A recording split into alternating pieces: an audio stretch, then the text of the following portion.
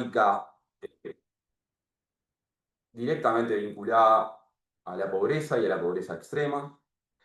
Visualizamos que a mayor aumento de pobreza y mayor aumento de desigualdad económica, como lo tiene la región, la consecución de recursos en el espacio público aumenta. Por lo tanto, las situaciones de calle de niños, niñas y adolescentes también está relacionada con este punto de vista económico.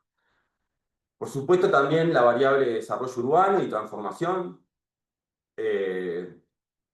Las ciudades que tenemos hoy en la región y a nivel Iberoamérica no son las mismas hace 20 años, por lo tanto la manifestación de la problemática de niñez en situación de calle no es la misma que hace 20, 30 años y tenemos que poderlo entender.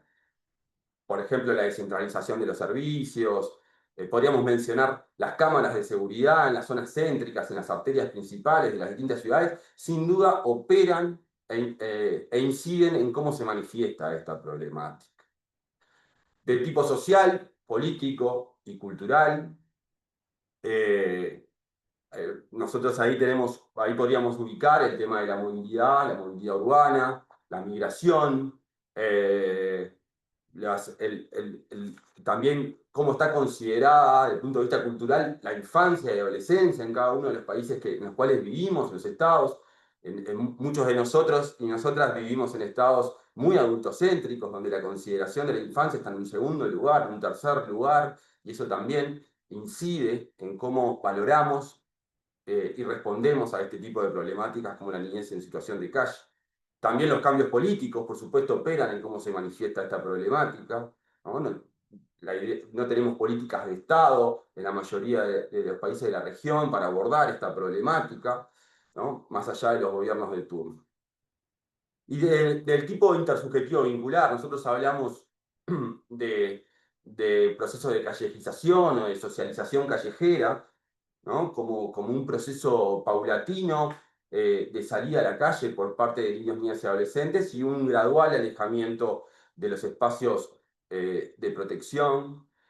Y entonces, por supuesto que también estas cuestiones operan en cómo se manifiesta esta problemática. Podríamos sumar factores climáticos a todo esto que sin duda también intervienen, ¿no? No es lo mismo hablar de situaciones de calle en la noche, en regiones donde hace mucho frío, ¿no? Que pensar en la búsqueda de recursos en el espacio público, en horas de la tarde, en zonas tropicales de mucho calor, ¿no? Sin dudas, los cambios climáticos, el calentamiento global, el acceso al agua, también opera y de tremenda forma, ¿no? Con cómo se manifiesta y los diversos niveles de vulnerabilidad que tiene esta problemática.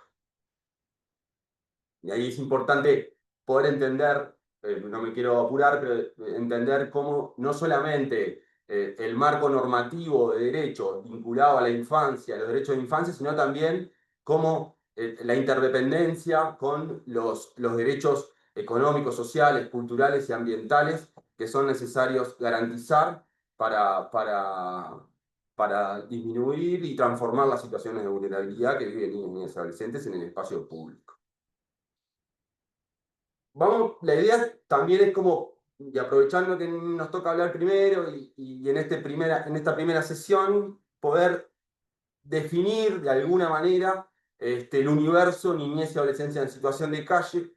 Y aquí el comentario general 21 del Comité de los Derechos del Niño de Naciones Unidas. Como ustedes saben, los comités, pues tenemos la presencia de un experto independiente, miembro de otro comité, elaboran año tras año observaciones generales o comentarios generales sobre temas puntuales que deben ser, que digamos es como el interlineado de la Convención de los Derechos del Niño sobre temas puntuales y focales que afectan los derechos de niñas, niñas y adolescentes, ¿no? Entonces, este comentario 21, vinculado a la problemática de niñez en situación de calle, elaborado por el Comité de los Derechos del Niño, en 2017 fue presentado y tuvo una previa de consulta a las organizaciones de la sociedad civil a nivel internacional, a los estados y a los propios niños, niñas y adolescentes involucrados en esta problemática,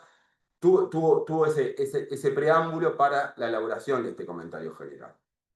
Y este comentario general define a la problemática de la niñez en situación de calle, si bien es una definición muy amplia, incluso hasta engorrosa para entender, nos da pistas de qué hablamos cuando hablamos de niñez y adolescencia en situación de calle.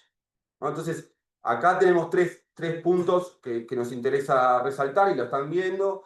Hablamos de niños y niñas y adolescentes que dependen, hay una relación de dependencia con el espacio público para vivir y o trabajar. También menciona que no solamente directamente viviendo, trabajando, sino acompañando a quienes lo hacen, realmente personas adultas o pares que están realizando las actividades de consecución de recursos, ¿no? Y donde establecen fuertes conexiones con los espacios públicos y, por supuesto, juega un papel vital en la construcción identitaria de niños, niñas y adolescentes. Esta población en general incluye, pero no se limita, a los niños que periódicamente, pero no siempre, viven o trabajan en la calle, y los niños que no viven o trabajan en las calles, sino que acompañan regularmente a compañeros, hermanos o familiares. Estar en espacios públicos se entiende que incluye pasar una cantidad significativa de tiempo en mercados, parques públicos, espacios comunitarios, plazas, estaciones de buses y trenes, así como que viven en asentamientos irregulares o informales. Ahí nosotros no queremos detener un segundo para hablar de niñez en situación de calle y diferenciarlo de los estándares del derecho internacional vinculado a las personas adultas en situación de calle. Esta definición no habla directamente de niños, niñas y adolescentes que pernocten en el espacio público o que estén solos o que trabajen directamente en el espacio público. Pueden acompañar, pueden vivir en asentamientos informales, pueden tener un lugar donde vivir, pero durante el día o durante la noche o un tiempo significativo a diario, transcurren en el espacio público en la consecución de recursos. Entonces eso es importante, sobre todo a la hora, entendemos importante sobre todo a la hora de estudiar esta problemática, diferenciarla de personas adultas en situación de calle. Los estándares del derecho internacional vinculados a los derechos del niño hablan en particular de este tipo de características. Acá en Uruguay hemos llegado a una definición un poco más operativa que intenta incluir o integrar los estándares del Comentario General 21 y hablamos de niños, niñas y adolescentes en situación de calle, son aquellos y aquellas que permanecen un tiempo significativo de su vida en circuitos callejeros y espacios públicos, desarrollando diversas prácticas de consecución de recursos que les permitan satisfacer sus necesidades básicas de supervivencia. Abrigo, alimentación, en muchos casos protección, ¿no? Zafando o escapando de situaciones de violencia intrafamiliar, violencia comunitaria, crimen organizado, etc. Diferentes tipos de violencia. También se busca en la calle la necesidad de supervivencia y de protección. Por supuesto, en este universo definido acerca de esta problemática, hay diferentes niveles de vulnerabilidad que viven niños, niñas y adolescentes, ¿no? No todas las situaciones de calle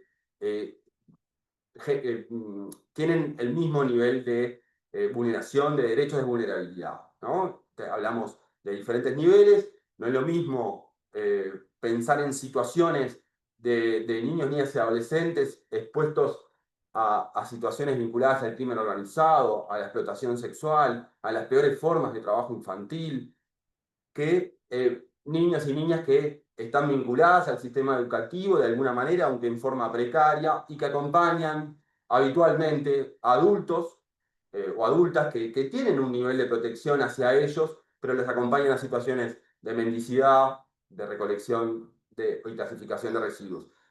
Hablamos de vulnerabilidades, hablamos también de mayor y menor niveles de vulnerabilidad.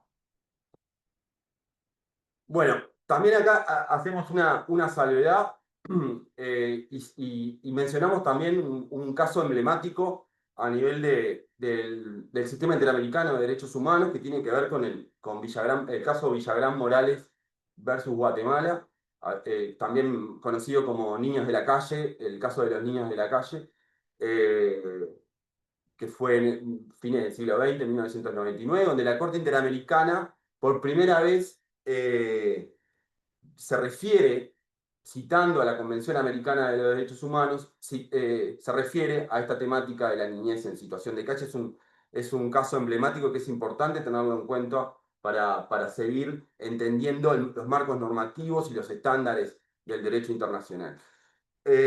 Entonces, nosotros en la definición mencionábamos las prácticas para satisfacer necesidades básicas de supervivencia, ¿no? Entonces, no podemos confundir supervivencia con vida digna, y la dignidad es inherente a la condición humana y es uno de los fundamentos principales de los derechos humanos, ¿no? Entonces, la vida digna va más allá de la mera supervivencia, debiendo comprender elementos básicos que favorezcan el desarrollo pleno del ser humano, como la educación, la salud, el ocio y la vivienda adecuada. Acá tenemos eh, una doble dimensión que incorpora la Corte Interamericana de Derechos Humanos, y que es el derecho a la vida. No solo incluye eh, el, el derecho a todo ser humano a no ser privado de la vida arbitrariamente, sino también a que sean garantizadas sus condiciones de vida digna, más allá de la mera existencia, ¿no? Entonces, pero acá también incluye en la Corte, eh, bueno, entre otros derechos humanos, la vivienda adecuada, ¿no? Y acá también podríamos linkearlo con el PIDES, con el Pacto Internacional de los Derechos Económicos, Sociales y Culturales sobre vivienda adecuada, ¿no? Como un derecho humano. Y después en los comentarios generales de, del DESC, en los comentarios generales 4 y 7, se refiere directamente a cómo debe ser una vivienda adecuada, ¿no? Asequible, que tenga condiciones de saneamiento, acceso al agua potable, eh, y que los grupos vulnerables y de especial vulnerabilidad, como los migrantes, las personas en movilidad, los niños, niñas y adolescentes, deben ser priorizados a la hora del derecho al acceso a una vivienda adecuada. Bueno, también el tema que nos nuclea es calle, es desplazamiento forzoso, es también la movilidad, la migración, ¿no? Eh, Hay una muy dura intersección de vulnerabilidad entre la migración y las dinámicas de calle, ¿no? Que afectan a niños, niñas y adolescentes, a una doble vulnerabilidad. No solo por la especial vulnerabilidad de los niños, niñas y adolescentes que que por su etapa de desarrollo, ¿no? Sino sumado a la desvinculación de los espacios de protección, a la consecución de recursos en el espacio público, sino también a la doble vulnerabilidad que presentan las personas por el solo hecho de estar migrando, ¿no? Y ahí hacemos un paréntesis. eh, Uruguay no es ajeno a la movilidad humana. En estos últimos años ha crecido muchísimo, significativamente, el ingreso de personas. eh, y entonces es necesario comprender que toda persona, al tener la necesidad de emigrar, se encuentra en una situación de vulnerabilidad. Por tanto, es necesario que el marco normativo y las responsabilidades asumidas como Estado tengan su correlato con políticas públicas de inclusión efectivas, como también recursos institucionales y presupuestales acordes a la dimensión de este fenómeno, ¿no? Las vulnerabilidades de las personas migrantes y sus familias también son multidimensionales y requieren de un abordaje interinstitucional e intersectorial. Entonces ahí los desafíos y problemas por esta zona también persisten. Si bien se estableció en Uruguay, a través de la ley número 18.250, eh, eh, con la misma condición, digamos, con los nacionales y las personas que emigraron, la igualdad de derechos.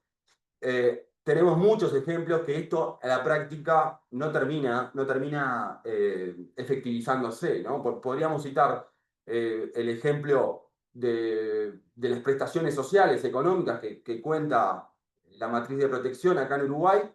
Para poder cobrarla necesitas el DNI, la cédula de identidad uruguaya, y el acceso al DNI tiene otros tiempos, por supuesto.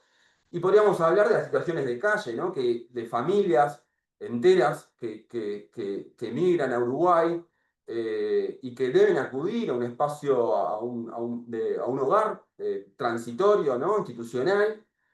Nosotros no tenemos respuesta a familias con adultos de diferente género que puedan estar juntos con niños, niñas y adolescentes a cargo. Entonces ahí ya al problema de la movilidad, al desarraigo, cualquiera fuera de sus motivos, le sumamos la separación transitoria, por lo menos, en los momentos más complejos, de uno de los referentes adultos de los niños, niñas y adolescentes. Bueno, también hablamos no, podemos citar como otro elemento de apoyo, que es la opinión consultiva 2114 de la Corte Interamericana de Derechos Humanos. Una opinión consultiva que la realizaron Uruguay, Argentina, Paraguay y Brasil, sobre los estándares de protección para los niños, niñas, adolescentes, migrantes y desplazados. Me parece que eso es un documento importante que también a lo largo de este curso estaría bueno poderlo acudir y tener de referencia, ¿no? Hace esta opinión consultiva eh, busca superar, ¿no? Como mencionábamos recién de la ley en Uruguay, busca superar esta mirada punitiva de los migrantes desplazados para pasar a un paradigma de protección y promoción de los derechos humanos. Bueno, nada, sigo leyendo porque si no me voy a quedar corto de tiempo. El desplazamiento forzado claramente es un motor clave de la movilidad de niños, niñas y adolescentes, impulsado por causas como la violencia familiar, comunitaria e institucional, el crimen organizado que se ha instalado sobre todo en esta región, donde claramente es una, una organización que coopta, ¿no? Que tiene determinadas cuestiones atractivas diferentes a la empleabilidad y a la educación formal, ¿no? Y que claramente coopta a niños, niñas y adolescentes que se encuentran en situación de vulnerabilidad fácilmente, ¿no? Es una cooptación muy fácil para ingresar a determinadas situaciones que estas organizaciones de crimen organizado empiezan a comandar y a generar determinados niveles de violencia en los territorios. Y ahí tenemos un claro ejemplo de cómo este tipo de situaciones, fenómenos, empieza a operar en los desplazamientos, en la movilidad, en los destierros también que viven niños, niñas y adolescentes de sus comunidades de orígenes. Bien, nos vamos acercando al comentario general 21 nuevamente, que como decíamos, este comentario proporciona una orientación autorizada a los estados para el desarrollo de estrategias nacionales a largo plazo sobre los niños, niñas y adolescentes en situación de calle.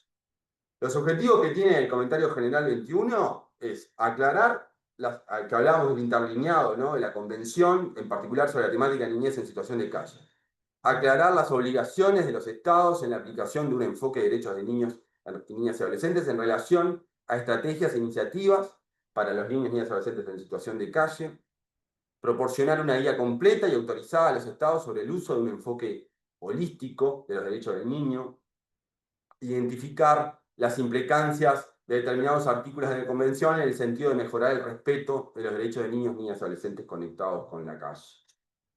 Como todo comentario general vinculado a la Convención de los Derechos del Niño, hablamos de los 4 principios fundamentales en los cuales se basa este comentario general, que tienen que ver con la no discriminación, con el derecho a la vida, con el interés superior del niño y con el derecho a ser oídos, a ser escuchados, el derecho a la participación. Es en base a esos principios que este comentario general expresa la guía, digamos, completa que deben asumir los estados nacionales para llevar adelante una política que promueva los derechos y transforme la situación de vulnerabilidad de niños, niñas y adolescentes en situación de calle.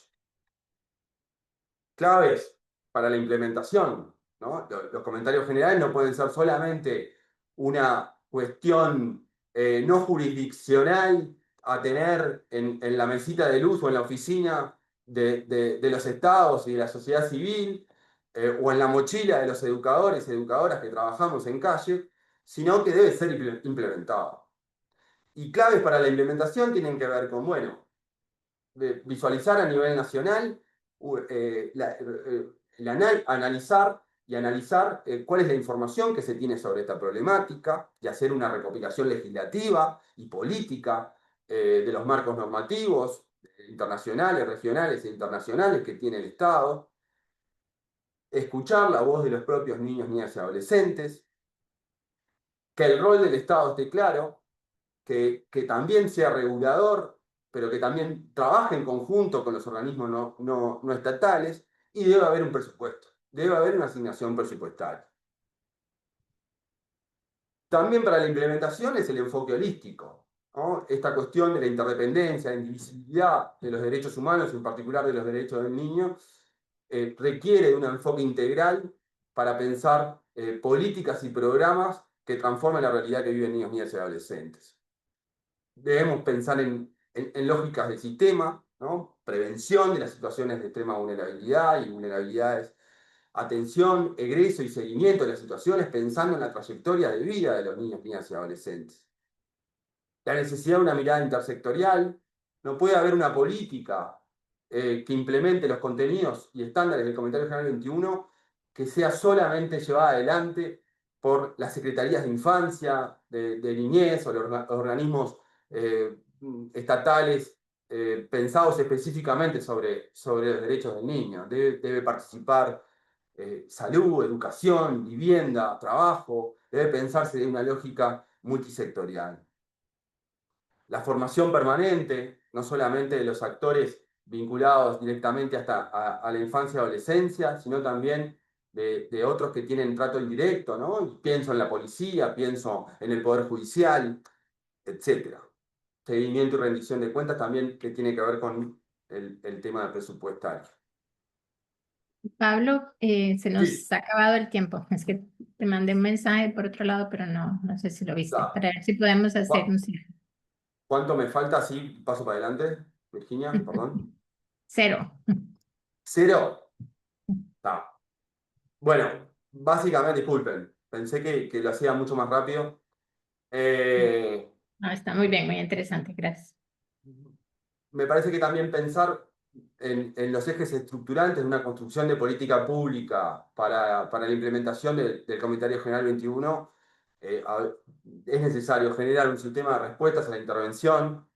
Debe haber una cultura de alianza entre el Estado y la sociedad civil, de trabajo en conjunto, cada uno desde su lugar. El Estado debe contar con herramientas de diagnóstico, debemos saber cuántos niños, cuántos son, de qué dimensión hablamos de la problemática, para poder también que esto incida en las respuestas y también en la asignación presupuestaria, y también en el desarrollo de metodologías de intervención, ¿no? Nosotros eh, trabajamos con niños, niñas y adolescentes en los distintos territorios, y la metodología de trabajo en calle es muy específica, porque intervienen factores como la proximidad, la articulación institucional, la cercanía con cada uno y cada una de ellos y ellas, el trabajo con la familia, las redes. Eso es la flexibilidad para poder trabajar, eso es importante a la hora de pensar estrategias nuevas que hacen al mejoramiento de la intervención. Simplemente una dimensión del problema en Uruguay. Uruguay no cuenta con datos cuantitativos actualizados sobre esta problemática de la niñez en situación de calle.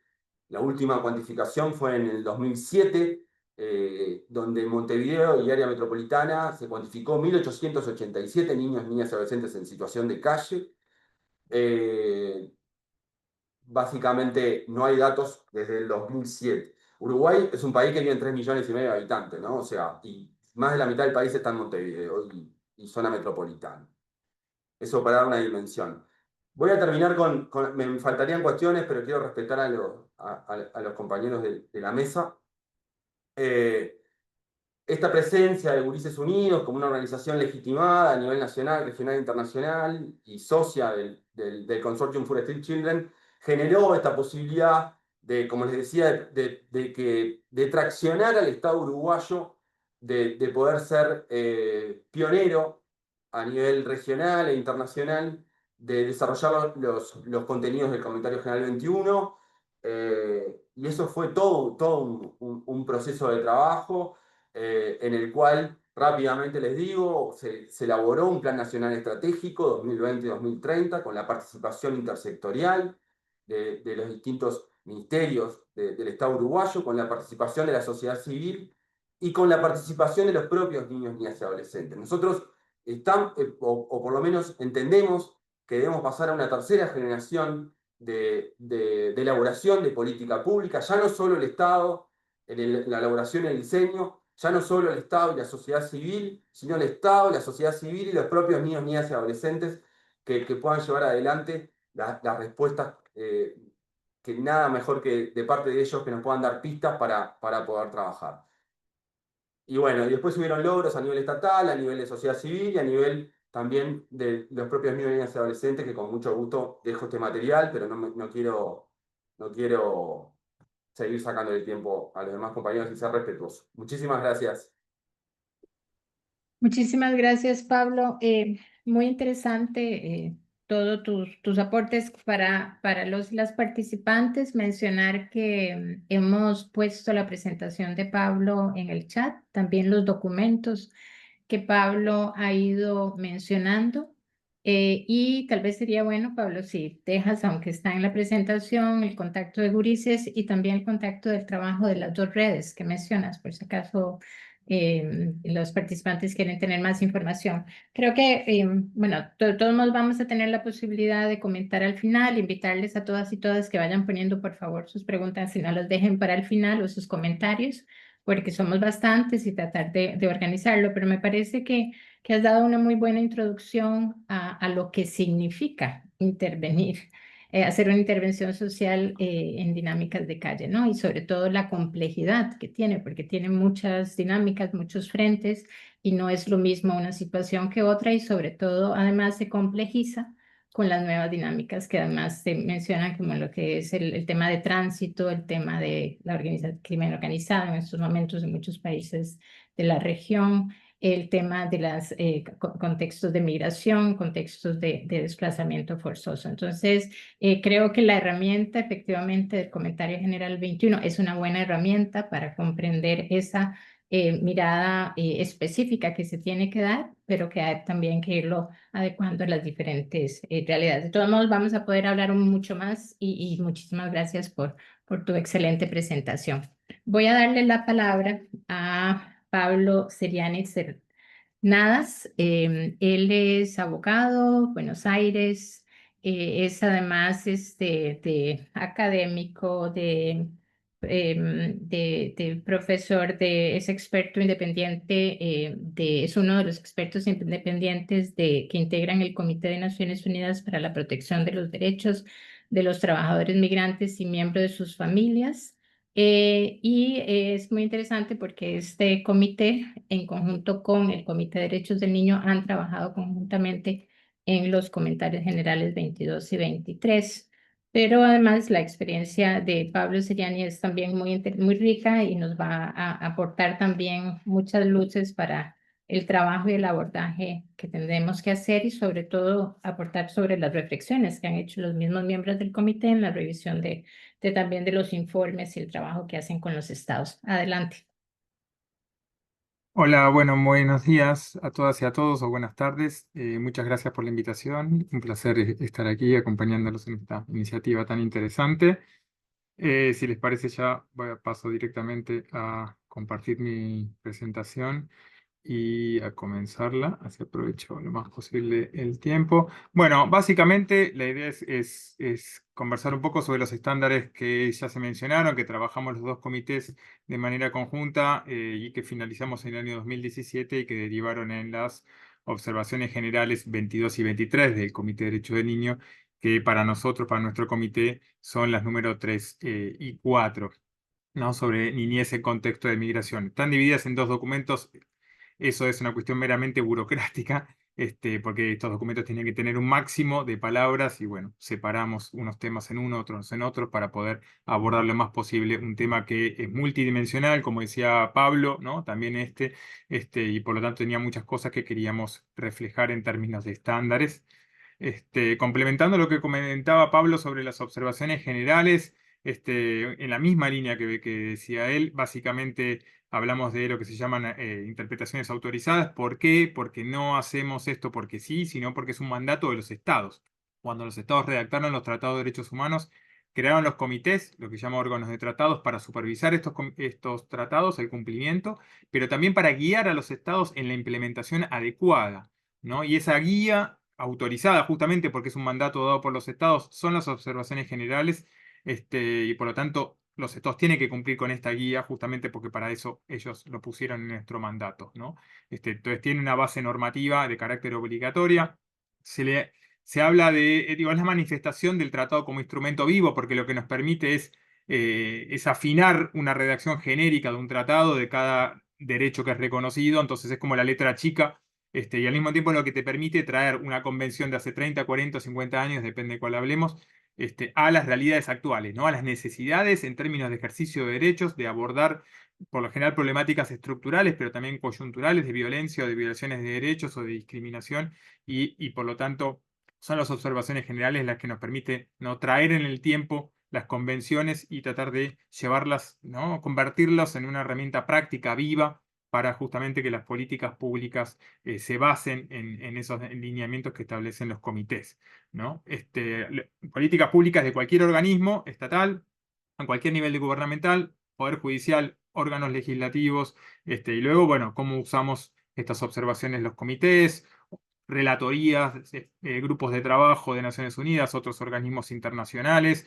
El propio sistema interamericano recurre muchas veces a las observaciones o viceversa, ¿no? Se pueden citar desde ámbitos universales, jurisprudencia regional. Y como bien explicaba Pablo con el trabajo que ellos hacen, ¿no? Digo, las organizaciones de la sociedad civil o ámbitos académicos, sindicales, movimientos sociales, en fin, toda la diversidad de actores sociales también, ¿no? Recurren a estas herramientas para sus estrategias de incidencia en política pública, de litigio, de denuncia, de violaciones de derechos, en fin, con las diferentes finalidades, pero siempre tendiendo a la realización efectiva, ¿no? Al cumplimiento efectivo de los tratados de derechos humanos. Si miramos la observación 21, ¿no? Que recién se comentaba, con las 22 y 23 del Comité de Derechos del Niño, hay varios estándares que son similares, ¿no? Digo, porque finalmente todo, digo, la garantía de derechos, las obligaciones que surgen, digo, necesitan herramientas similares en términos de política pública integral de protección de los derechos de la niñez, los principios que mencionaba Pablo, los troncales de la Convención, el rol de los sistemas de infancia, la adecuación normativa, ¿no? La adopción de normas para luego su efectiva implementación, garantizar acceso a la justicia, temas de igualdad de derechos, ¿no? Todo lo que tiene que ver con la niñez y la familia, ¿no? Como órgano protector, pero también, ¿no? Cómo el interés superior del niño a veces puede llevar a una decisión diferente, depende. La búsqueda de mecanismos de protección inmediata, pero también soluciones duraderas, temas de información como base de política pública, la capacitación de los actores que intervienen en el terreno o en el diseño de políticas, temas de participación, rendición de cuentas. Son solo algunos ejemplos que uno los puede encontrar en la mayoría de las observaciones temáticas, ¿no? Por ejemplo, niñez y calle, niñez y migración, niñez y discapacidad, etcétera, etcétera. Pero en estas tres, digo, claramente podemos encontrar muchos puntos en común. Ya centrándonos en la 22 y 23, ¿no? Y sobre todo en lo que tiene que ver con movilidad, niñez en movilidad, estos estándares se desarrollan como la opinión consultiva 21 de 2014 que mencionaba Pablo, justamente como reacción de los sistemas de derechos humanos, que de alguna manera son caja de resonancia de realidades que ocurren en el terreno, y esta realidad tiene que ver con una presencia cada vez mayor de la niñez en contexto de inmigración, ¿no? No solo en términos cuantitativos, ¿no? Digo, procesos de movilidad, de migración en diferentes regiones en América Latina o desde entre países africanos o de África a Europa, etcétera, donde cuantitativamente hay cada vez más niños, pero también hay cada vez más niños, digamos, con un cambio cualitativo, ¿no? Muchas veces liderando procesos migratorios, ¿no? Lo que llamamos niñez no acompañada, tanto por decisión del ámbito familiar como por decisión del propio niño o niña, ¿no? Entonces ahí hay toda una serie de factores que ha llevado a que esa presencia sea significativamente diferente a la que podíamos ver 20, 30, 40 años atrás o más.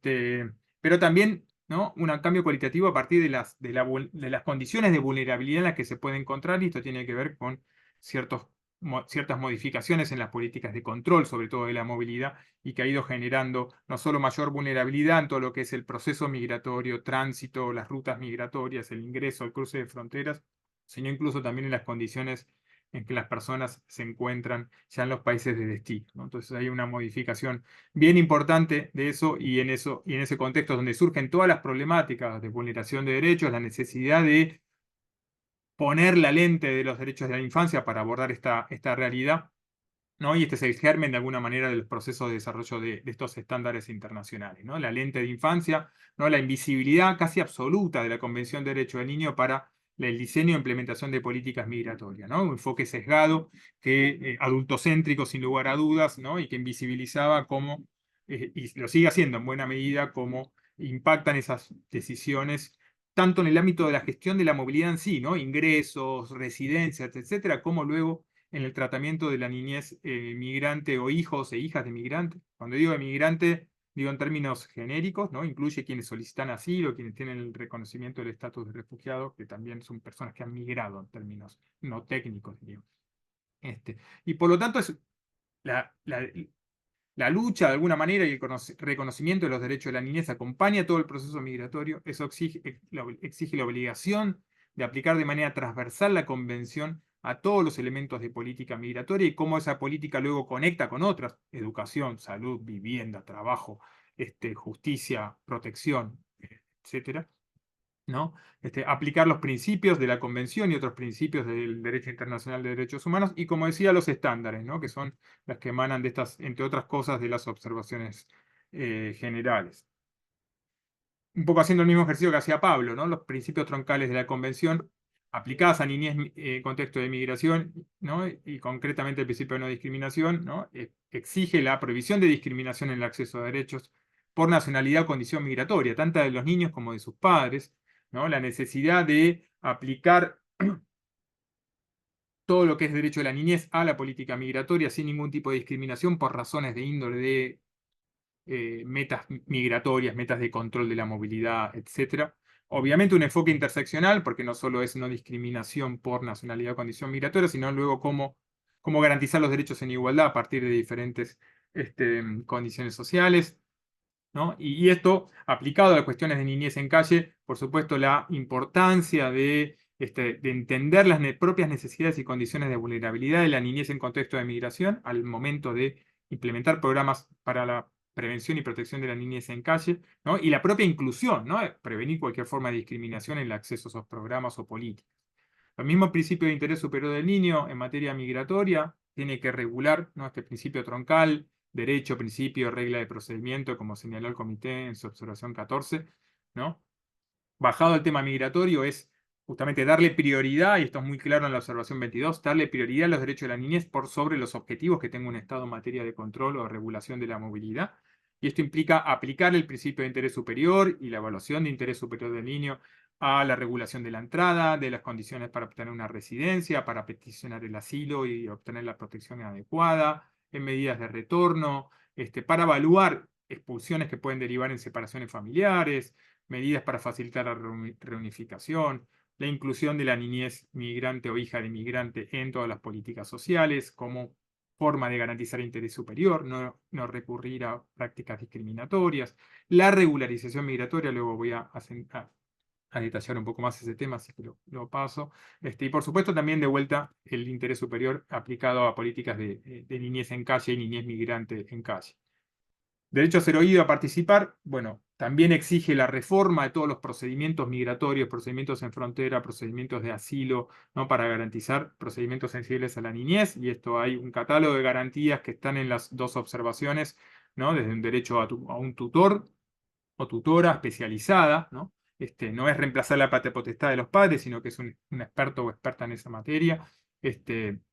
¿No? Entonces, la necesidad de adecuar estos procedimientos, otros que tienen que ver con todo el proceso de acogida, de recepción, de protección de derechos, de inclusión socioeconómica, etcétera, o en iniciativas concretas vinculadas a, ¿no? la participación para políticas de inclusión social, programas dirigidos a niñez en calle, entre otros, ¿no? La importancia de que la niñez migrante también sea escuchada y participe en esos espacios. Todo lo que tiene que ver con niñez a la vida, derecho a la vida, a la supervivencia, al desarrollo, ¿no? La importancia de su aplicación a todos los temas en materia migratoria, ¿no? Como todos los derechos que están en juego cuando hablamos de este principio, ¿no? Y es clave el reconocimiento de derechos independientemente de la condición migratoria, cómo impactan en la vida y el desarrollo las políticas que los estados adoptan en las rutas migratorias y cómo eso está generando un crecimiento exponencial de desapariciones y muertes o de malos tratos en frontera, o situaciones de explotación o marginación, etcétera, en países de destino. Entonces, y cómo se está regulando el asilo, ¿no? Como la externalización u otras políticas de control migratorio o la criminalización está impidiendo cada vez más acceder a esta protección.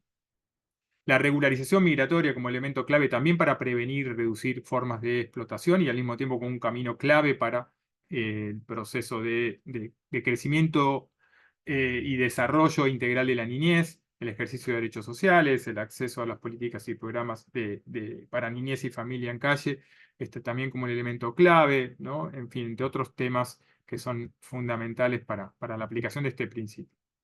Esto lo dejo aquí, luego pasaremos el documento por si les resulta de utilidad, pero bueno, son otros temas de estándares que surgen de esas observaciones, que vienen de alguna manera a priorizar, como decía, los derechos de la niñez por sobre temas migratorios. Un ejemplo donde hemos marcado esa diferencia sobre lo que venía pasando y un poco en línea con la Corte Interamericana es la prohibición absoluta de recurrir a toda forma de privación de la libertad por razones migratorias tanto de niños como de familias, ¿no? Entre otros estándares que son importantes mencionar.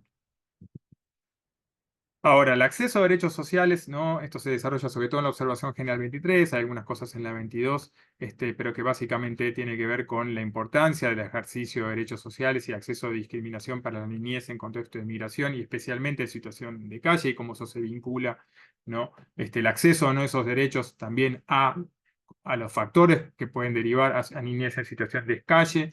El ejercicio de estos derechos por parte de la niñez migrante es fundamental en ese sentido, ¿no? Como canal virtuoso en cuando eso se garantiza en condiciones de igualdad y con políticas efectivas y al revés, ¿no? El círculo vicioso de exclusión, marginalidad, situaciones de explotación, de situación en calle por diferentes formas de discriminación por razones migratorias, por ejemplo, o por la propia nacionalidad, ¿no? Entonces, los derechos como medio para cumplir también metas de política pública. Esto es fundamental porque la narrativa en muchos países, tanto de América Latina como en contextos europeos, es si la niñez migrante o si las personas migrantes, independientemente de la residencia que tengan, cuando se trata de situación de irregularidad, estas narrativas se profundizan, no acceden a los mismos derechos que los nacionales, hay una suerte de beneficio para los nacionales, ¿no? Y esto es un absurdo construido desde los prejuicios y el crecimiento de la narrativa antiinmigrante, ¿no? Lo que se genera con eso es ir en el sentido opuesto de toda meta básica de política pública de un Estado, ¿no? Por ejemplo, ¿no? Y por tanto la igualdad de derechos es clave para lograr esas metas, ¿no? Reducción o prevención o erradicación del analfabetismo, deserción escolar, trabajo infantil, explotación, situación de calle, transmisión de enfermedades, en fin, hay toda una serie un catálogo enorme de política pública y de metas de política pública que se comprometen, ¿sí? En el sentido negativo, cuando se establecen formas de discriminación en el ejercicio de esos derechos, ¿no? Y por lo tanto la igualdad de derechos es clave justamente para, ¿no? Ir en el sentido opuesto, ¿no? En el sentido virtuoso, diríamos, ¿no? Incluso, y eso también tiene un impacto importante en todo lo que es el abordaje a niñez en situación de calle, ¿no? algunos desafíos en este contexto, a partir de, ¿no? Justamente para implementar estos estándares y que de alguna manera estaban entre los principales factores que llevaron a los comités a elaborar estas observaciones y los principales elementos que vemos, tanto, digo, los dos comités, y yo creo que otros también lo ven desde sus respectivos mandatos, al momento de ver la cuestión de la niñez migrante en los países de destino, ¿no? Y problemática de niñez en calle, ¿no? Primero que nada, las políticas migratorias de carácter sesgado. A pesar de que es un fenómeno estructural multidimensional, digo, la lente que usan muchos estados es una lente muy sesgada, sumamente limitada, muchas veces con una lente de seguridad y en algunos casos también una lente de instrumentalidad económica, ¿sí? Por más que sea una mirada errada, incluso en esa propia lente sesgada. Y eso hace que en muchos casos esos objetivos estén por encima de las obligaciones en cuanto a derechos de la niñez y por lo tanto de las políticas de infancia. Estamos en un contexto de creciente criminalización, persecución, discriminación, estigmatización de la población migrante. Nos basta prender unos minutos la computadora y ver el catálogo de noticias y de videos de cómo ese sesgo en la política migratoria está haciendo un daño enorme, no solo en las familias migrantes, en las niñez migrantes, sino en las sociedades en general, a pesar de que la narrativa intenta mostrar lo contrario, que es la sociedad se beneficia con ese maltrato o trato desigual. Una aplicación muy limitada de la convención en todos los temas migratorios, como decía, la cuestión de la narrativa y cómo eso, por un lado, permea o mal informa políticas y luego cómo eso impacta negativamente en la niñez, en las familias, en las comunidades. Hay una presencia todavía muy limitada de los organismos de protección de infancia en temas migratorios, cuando en realidad gran parte de las temáticas, si no todas vinculadas a los derechos de la niñez en contexto de migración, es un tema de infancia, no es un tema migratorio. En todo caso, el tema migratorio puede ser el causante o parte de los factores que causan los problemas de exclusión, de discriminación o de violación de derechos, y parte de la solución en el sentido de implementación de una solución mirada desde la lente de infancia y de las políticas de infancia, ¿no? Entonces ahí hay un problema muy importante, como también en los mecanismos de coordinación. Y la coordinación no solo para articular dentro de los propios mandatos, sino para garantizar la coherencia. ¿Sí? Si los estados quieren, por ejemplo, garantizar la protección de la niñez y prevenir situaciones de marginalidad o situación de calle, y al mismo tiempo los estados se niegan contundentemente a que esos niños salgan de una situación de irregularidad migratoria, que las familias salgan de una situación de irregularidad migratoria, lo que implica, entre otras cosas, que los padres tengan permiso para trabajar. Hoy estamos en una situación tan absurda, diríamos, en este tema que hay que luchar porque los estados reconozcan a las personas la posibilidad de trabajar. ¿Sí? ¿No? Y eso tiene, cuando esto no ocurre, ¿no? Se dan toda una serie de situaciones que claramente impactan en la niñez. Algunos desafíos, ¿no? Vinculan estos temas de manera muy, muy clara, ¿no? Como y que se presentan en los dos temas, ¿no? La ausencia de un enfoque integral y transversal, la falta a lo mejor de especialistas en infancia y calle, pero en infancia y migración para abordar cada uno de los temas y los temas en conjunto. El interés superior de la niñez se ve superada, diríamos, por otros intereses que los estados implementan al momento de pensar la situación de calle como un tema de seguridad, el tema migratorio como un tema de seguridad, y eso ya mal informa, diríamos, y determina de una manera sesgada y equivocada el abordaje sobre estas realidades. Como decía, el tema de la falta de coordinación entre muchas instituciones que tienen, primero en términos gubernamentales y a nivel de distintos niveles de gobierno, pero luego con muchos otros actores sociales que son claves para el abordaje, ¿no? Y garantizar esa participación, ¿no? Cómo malas prácticas generan efectos unos a otros, ¿no? Por ejemplo, deficiencias en el sistema de acogida, la niñez no acompañada. Esto, ¿no? Los y las colegas de España lo conocen muy bien, puede derivar en justamente niños en situación de calle, ¿no? Que salieron del sistema de acogida justamente por los problemas de discusiones de competencia, discusiones de ineficacia en tramitar lo que tienen que tramitar, permisos de residencia o peticiones de asilo, etcétera, ¿no? Como los problemas del ámbito migratorio o del ámbito de la niñez migrante lleva a situaciones de calle, ¿no? O situaciones en calle de la niñez migrante y un abordaje equivocado, que es el abordaje del control migratorio, puede llevar a esos niños o esas familias a centros de detención, a todo el proceso de deportación, por lo general arbitrario, ¿no? Entonces, cómo un mal abordaje un tema deriva en el otro. La discriminación en el ejercicio de derechos, como ya mencioné, deriva en situaciones de exclusión, de marginación o situaciones de explotación y de calle. Algo o ya mencioné bastante, pero digo, esto es una realidad que nos está marcando bastante, cada vez más la agenda, está marcando cada vez más las políticas de muchos estados, y generando toda una serie de problemas o agravándolos, ¿no? La xenofobia, básicamente, ¿no? El discurso de la meritocracia nacional, como si por ser nacional uno o una tendría que tener más derechos que alguien que vino de otro lugar, ¿no? Cuando eso contraría el ABC del sistema de derechos humanos desde sus orígenes. Cómo la xenofobia está impactando en leyes, en prácticas, en políticas públicas, en actitudes tanto sociales como institucionales, cómo eso se ve luego en el barrio, en la definición de programas sociales, en la mirada de los actores que intervienen en el territorio, y cómo van derivando situaciones de exclusión, de precarización sociolaboral de las familias. Y la discriminación en el acceso a programas, por ejemplo, ¿no? Dirigidos a niñez en situación de calle. Solo a modo de información, si bien ahora no está, en diciembre, en muy poco tiempo, estamos publicando unas observaciones generales que hicimos, así como en 2017 con el Comité de Derechos del Niño, en este caso con el Comité para la Eliminación de la Discriminación Racial. Hicimos de vuelta 2 documentos bien extensos sobre todo un catálogo completo, lo más completo que pudimos, de política pública para erradicar la xenofobia y su impacto en los derechos de las personas migrantes y otras personas percibidas como migrantes, ¿no? Y esto, bueno, lo van a ver esos documentos, estructuralmente vinculado al racismo, entre otras problemáticas estructurales. Entonces, son toda una serie de directrices que están nuevamente dirigidas a la gran mayoría de los estados, como las otras observaciones, que son como saben, la Convención de Derechos del Niño la ratificaron todos los países del mundo menos Estados Unidos de América, con lo cual son directrices universales prácticamente.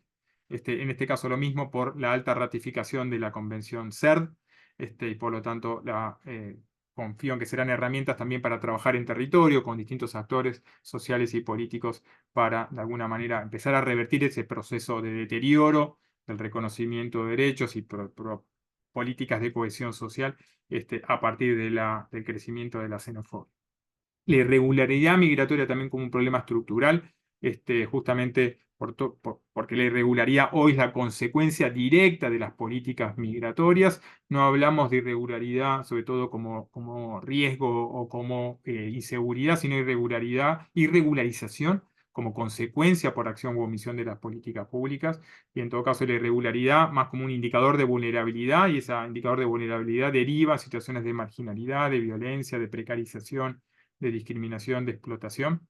Y al contrario, la regularización migratoria, tener canales accesibles a la regularización migratoria, no solo con programas ad hoc, sino con vías permanentes, ha sido y sigue siendo un medio fundamental para garantizar los derechos de la niñez. No hay Estado que pueda cumplir con la obligación de derechos del niño si se niega a facilitar la regularización migratoria de la niñez y su familia como un proceso elemental, no suficiente, pero elemental y esencial, de toda medida de inclusión y protección de la niñez y de prevención de situaciones de riesgo.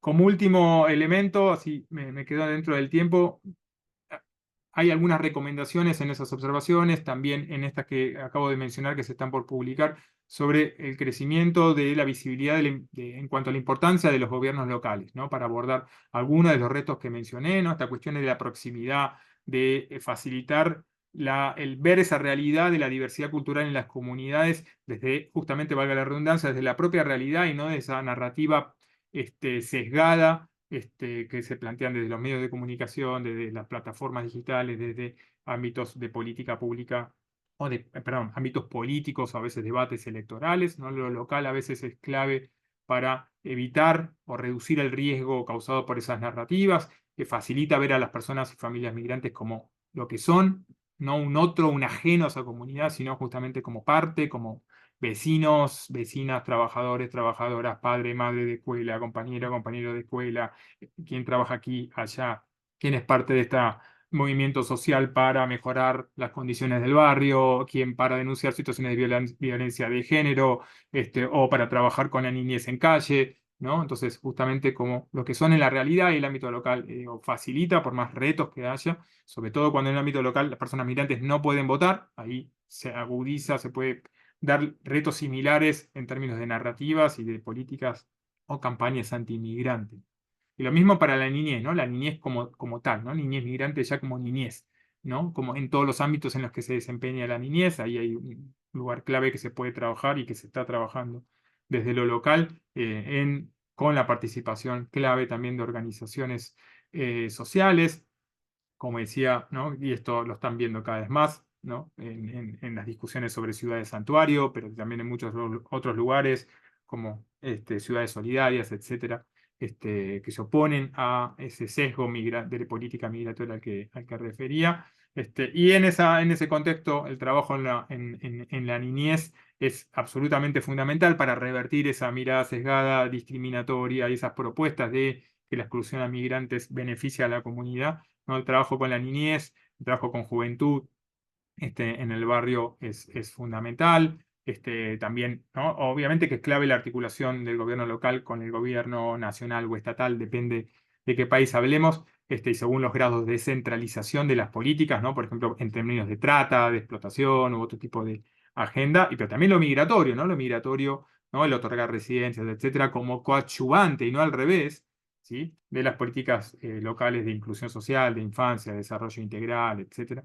Y en todo ese ámbito, por supuesto, todo lo que tiene que ver con participación, con darle voz genuina, ¿sí? A la niñez y adolescencia, y a la niñez y adolescencia migrante o hijos e hijas de migrantes también es fundamental para el abordaje de todos esos temas y concretamente el abordaje de la niñez en situación de calle. Muchas gracias. Muchísimas gracias, Pablo, por la excelente y rica presentación.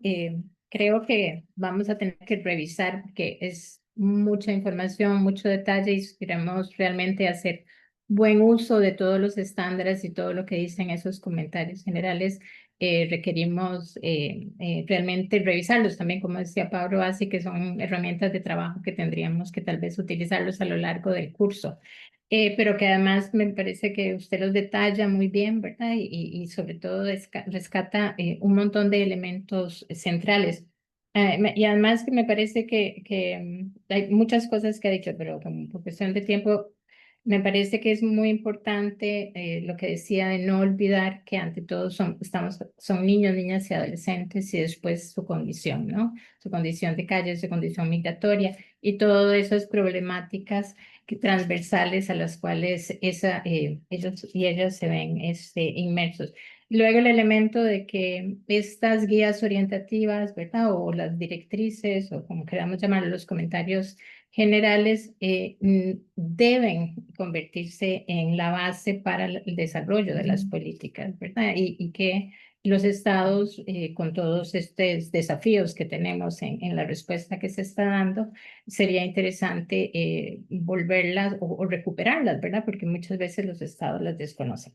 Y bueno, hay otros elementos que voy a dejar para después, para el espacio de intervenciones. Ya hay algunas preguntitas, yo estoy pasándoselas en el chat para que ustedes de una vez las vayan teniendo y así es mucho más fácil a la hora del espacio y no perder tiempo. Estamos igualmente poniendo las presentaciones y los documentos que se han mencionado en el chat. Y también que sepan que estamos grabando, está ya en línea en Facebook, pero también posteriormente lo vamos a tener grabado por si quieren revisar todos los elementos que nos han dicho. Voy a pasar con la última presentación e invitar a María del Mar González Villar. Ella es asociada senior de protección del ACNUR Costa Rica. Cuenta con una licenciatura en Derecho de la Universidad de Costa Rica y una maestría en Administración de Medios de Comunicación con énfasis en Tecnologías de la Información y Comunicación de la Universidad Estatal a Distancia. Es especialista en Derechos Humanos en énfasis en apatridia, protección de la niñez y género y cuenta con amplia experiencia en la generación de alianzas, articulación de acciones interinstitucionales, formulación e implementación de proyectos para el cumplimiento de derechos humanos y fortalecimiento de actores claves como agentes preventivos de la violencia hacia la niñez y la adolescencia. Prevención de la violencia hacia la mujer como prevención de la erradicación del riesgo de apatridia. Adelante, María del Mar. No sé si usted tiene una presentación que quiera que la compartamos. Igualmente, Pablo Seriani, cuando tengan esos documentos, digamos que van a salir en diciembre, que mencionó, que además me parece muy interesante esto también que plantea de todo el tema de los gobiernos locales, de este tema de territorialidad que es central en estos momentos, sobre todo con estas dinámicas de tránsito, tal vez si nos manda un mensajito y nosotros lo compartimos con las participantes. Gracias. Muchas gracias, Virginia, por la presentación. Para mí es un gusto acompañarles el día de hoy. Como decía Virginia, mi nombre es María del Mar González Villar. Yo soy asociada senior de protección en el ACNUR, en la Oficina Nacional de Costa Rica. Eso quiere decir que trabajo en la parte legal de la oficina, pero particularmente yo trabajo todas las temáticas que tienen que ver con poblaciones que enfrentan particulares situaciones de vulnerabilidad, incluidas niños, niños y adolescentes. Es un gusto para mí participar, agradecer mucho por la invitación y en especial a DNI, que es pues una agencia socia de la ACNUR en Costa Rica y es nuestra agencia socia especialista en niñez. Voy a compartir mi pantalla para que puedan ver la presentación.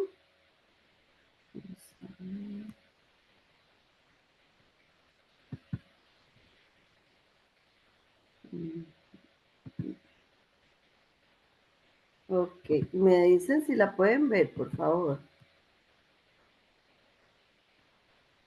Sí, perfecto. Muchas gracias, María del Mar. Ya la vemos. Ok, gracias.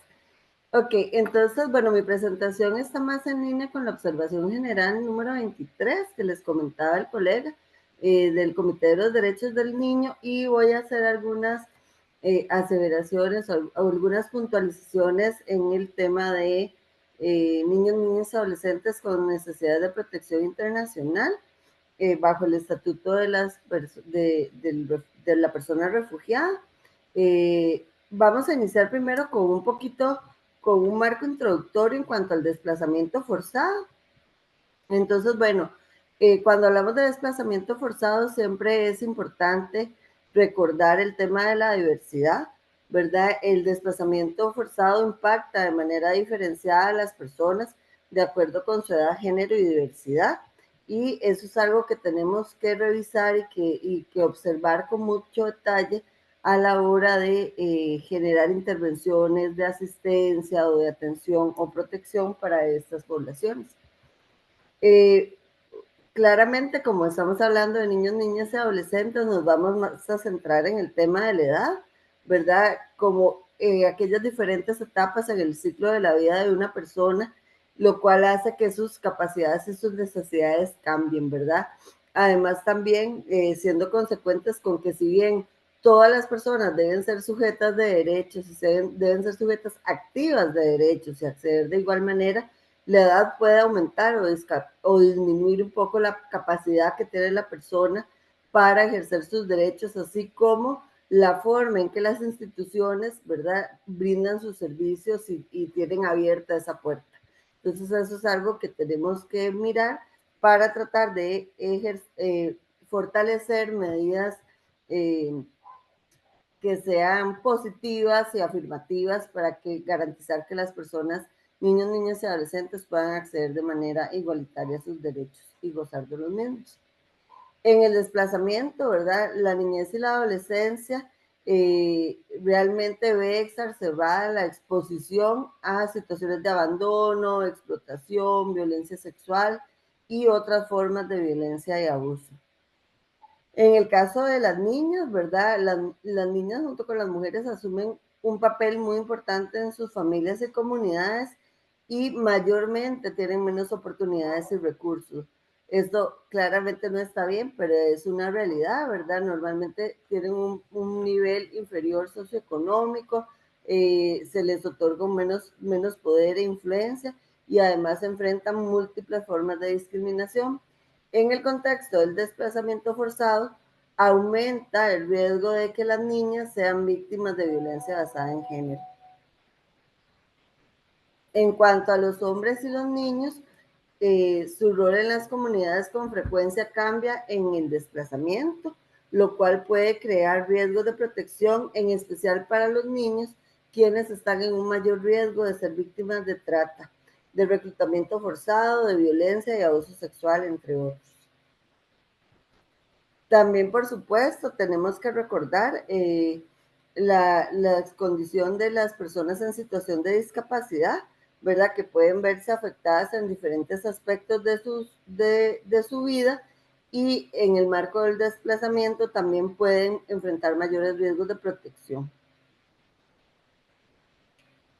Otro de los grupos con los que desde la ACNUR trabajamos son las personas que pertenecen a minorías nacionales o étnicas, quienes a menudo experimentan discriminación y marginación, ¿verdad? Las situaciones que se agravan además en el marco de la migración o el desplazamiento forzado, ¿verdad? Particularmente para el acceso a servicios, en el caso de aquellas poblaciones indígenas que no manejan el mismo lenguaje de los países de tránsito o los países de acogida, ¿verdad? Lo cual es una brecha adicional para el acceso a servicios y para el goce efectivo de derechos.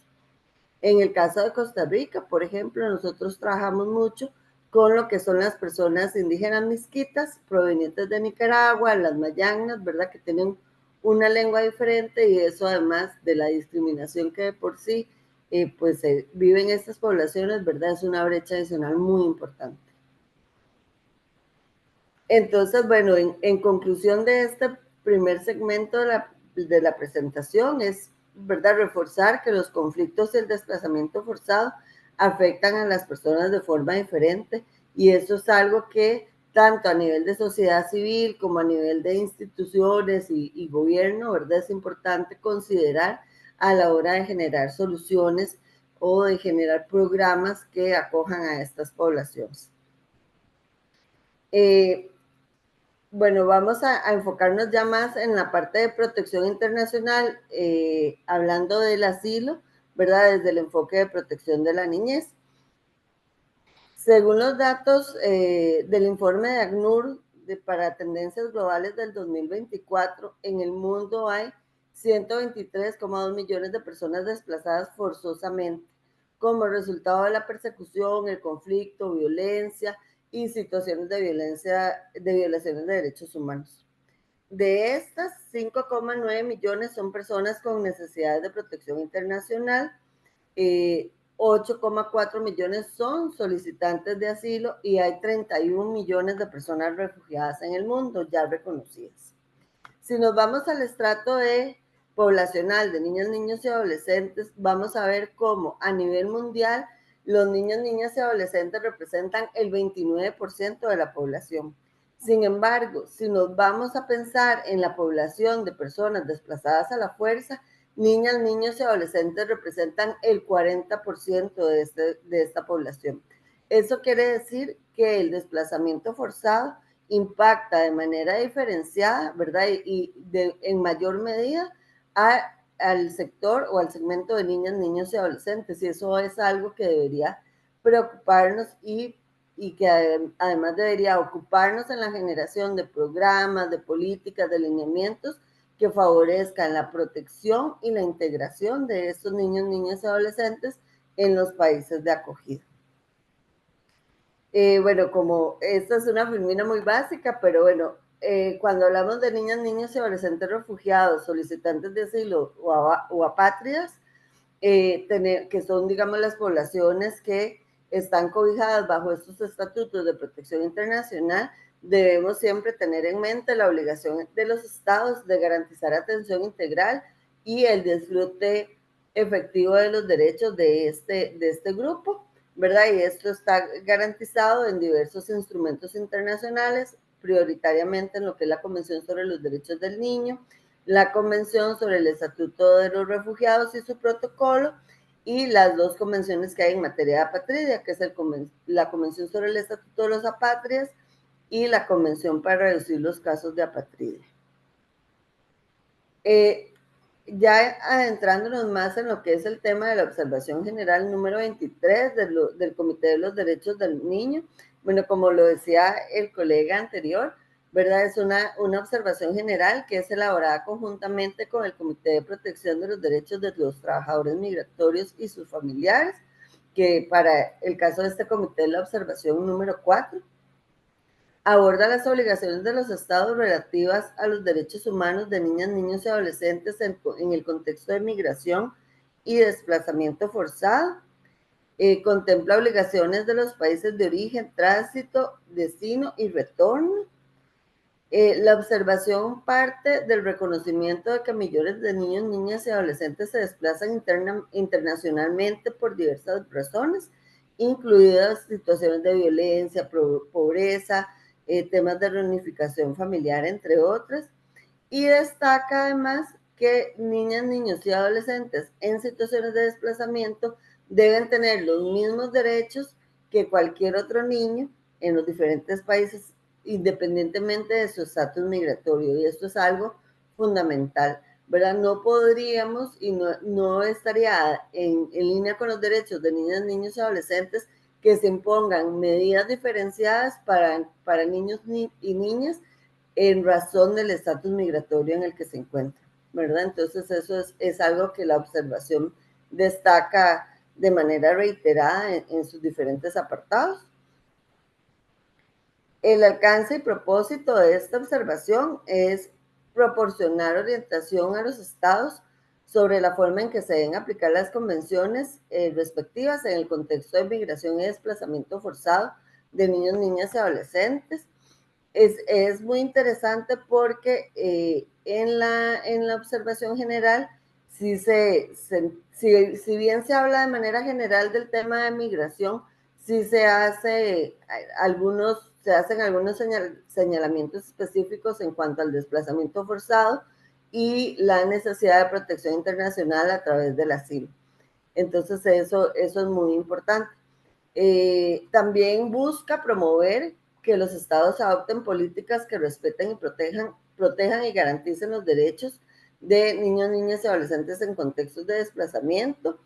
A nivel de principios rectores, la observación destaca lo que es la no discriminación, el tema del interés superior del niño que debe privar en todas las decisiones que se tomen alrededor del niño y de sus familias, el derecho a la vida, la supervivencia y el desarrollo y el derecho a ser escuchado. Y cuando hablamos del derecho a ser escuchado, ¿verdad? A mí siempre me gusta destacar que lo que se busca es una participación significativa del niño, niña y adolescente en los diversos procedimientos, ¿verdad? Y tanto administrativos como judiciales. No es escuchar por escuchar, es realmente que el niño entienda cuál es el procedimiento, entienda cuáles son las consecuencias, cuáles son las posibles resoluciones, ante quién puede recurrir en caso de ser necesario, ¿verdad? Es que sea un actor realmente activo en el marco del procedimiento.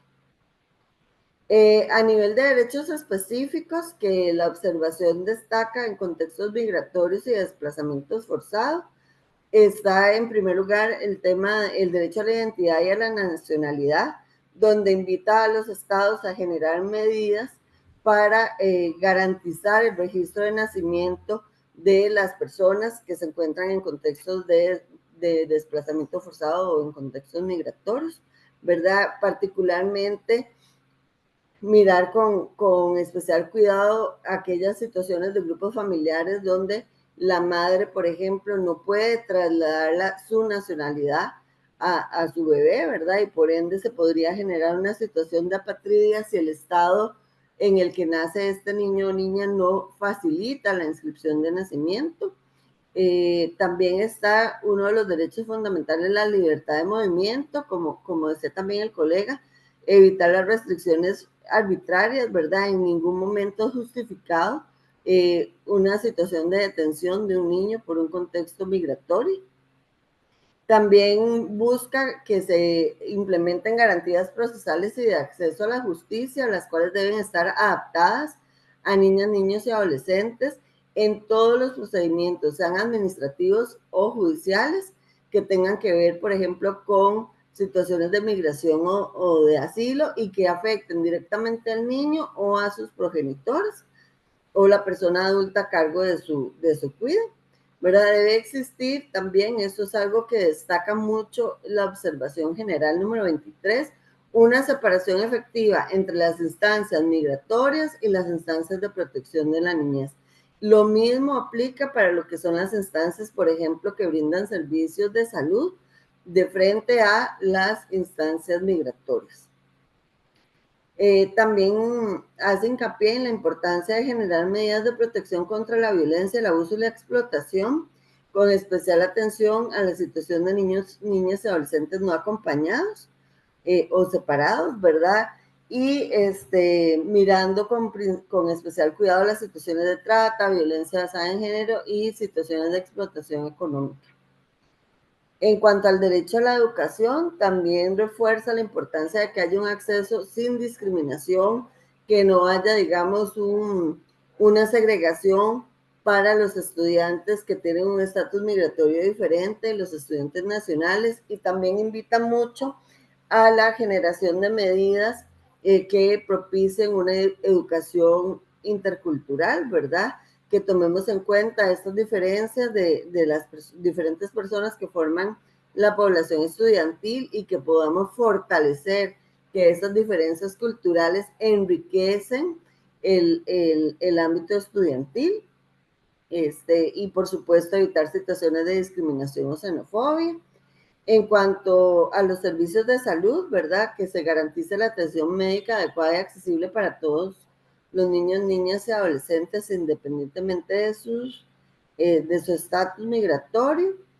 Y también es importante que la observación en todos estos puntos, pero particularmente en el tema de salud, hace un señalamiento en cuanto la importancia de que no sea solo un acceso para niños, niñas y adolescentes, sino también para su grupo familiar, porque destaca mucho cómo las situaciones que viven, por ejemplo, su madre, su padre, ¿verdad? En temas de salud y en diferentes ámbitos van a impactar directamente la calidad de vida y el bienestar de los niños, niñas y adolescentes en condiciones de desplazamiento. También hace algunas reflexiones en cuanto al acceso a viviendas y condiciones de vida dignas, ¿verdad? Y hace especial énfasis en la importancia de que los centros de recepción mantengan estándares desde el enfoque de protección de la niñez y desde un enfoque integral, ¿verdad? Y que sean centros pues, de recepción accesibles, con procedimientos claros, ¿verdad? Con servicios básicos fundamentales, entre otros.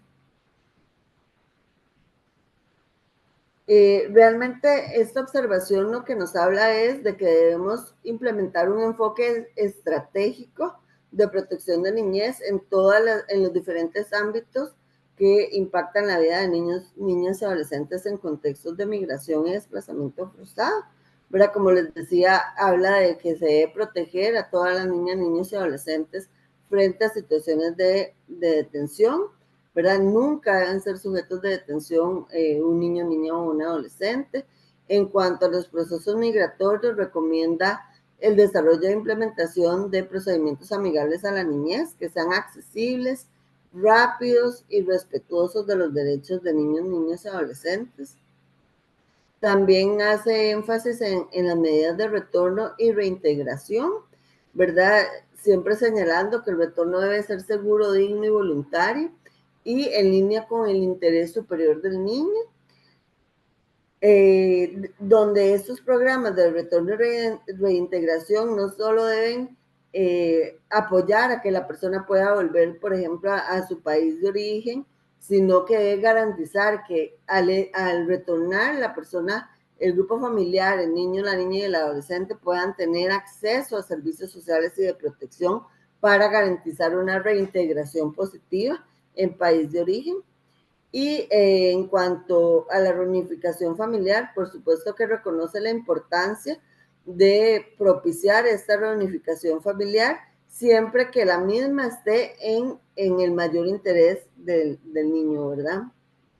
En estos dos últimos puntos de retorno y reunificación, la observación general hace un señalamiento fundamental, que es que se deben revisar los temas de seguridad en caso de que esta reunificación o este retorno sea país de origen. Pero debemos garantizar, antes de generar cualquier tipo de acción que involucre el contacto con el país de origen para una posible reunificación familiar o retorno, debemos verificar y garantizar que este retorno no va a poner en riesgo la seguridad del niño, la niña o el adolescente.